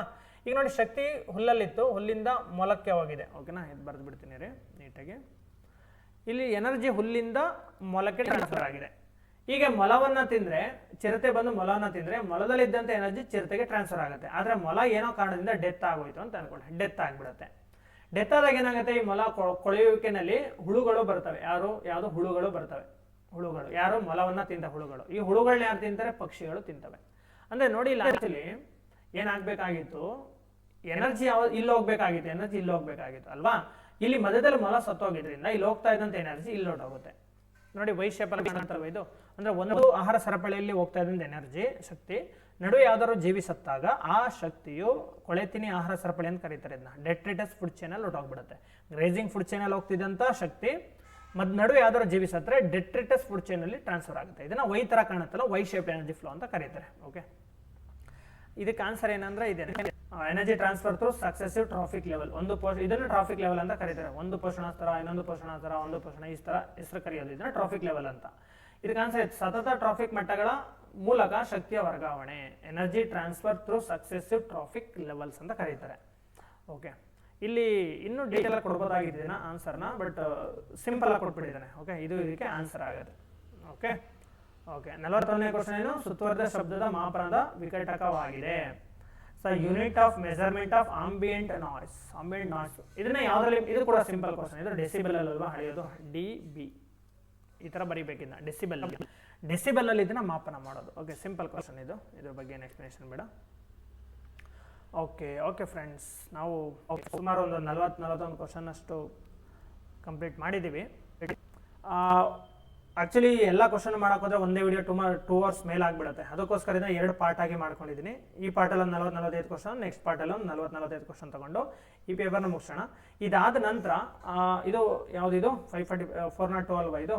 ಇದಾದ ನಂತರ ನಾವು ಏನು ಮಾಡೋಣ ಅಂತಂದರೆ, ಏನು ಮಾಡಬೇಕು, 545 ತಗೋತೀನಿ. 545 ತಗೋತೀನಿ, ಇದನ್ನ ಎಕ್ಸ್ಪ್ಲೈನ್ ಮಾಡ್ತೀನಿ. ಇದಾದ್ಮೇಲೆ VAO ತಗೋತೀನಿ, VAO. ಸೊ ಇದು 2 ವಿಡಿಯೋ ಬರುತ್ತೆ. ಇದಾದ್ಮೇಲೆ ಈ ಥರ ಎಕ್ಸಾಮ್ಗಳು ಒಂದಷ್ಟು ಆಗಿದ್ದಾವೆ. ಸೊ KE ನಡೆಸಿರುವೆ ಎಲ್ಲ ತಗೊಳ್ಳೋದೀಗ KE ನಡೆಸಿರೋ ಎಕ್ಸಾಮ್ಗಳನ್ನೇ.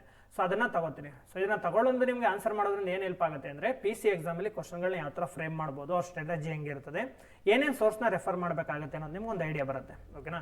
ಸೊ ಕರೆಂಟ್ ಅಫೇರ್ಸ್ ಕೂಡ ಮಾಡ್ತೀನಿ, ಡೋಂಟ್ ವರಿ. ನಿಮಗೆ ಅಪ್ ಟು ಡಿಸೆಂಬರ್ವರೆಗೂ ಮಾಡ್ತೀನಿ.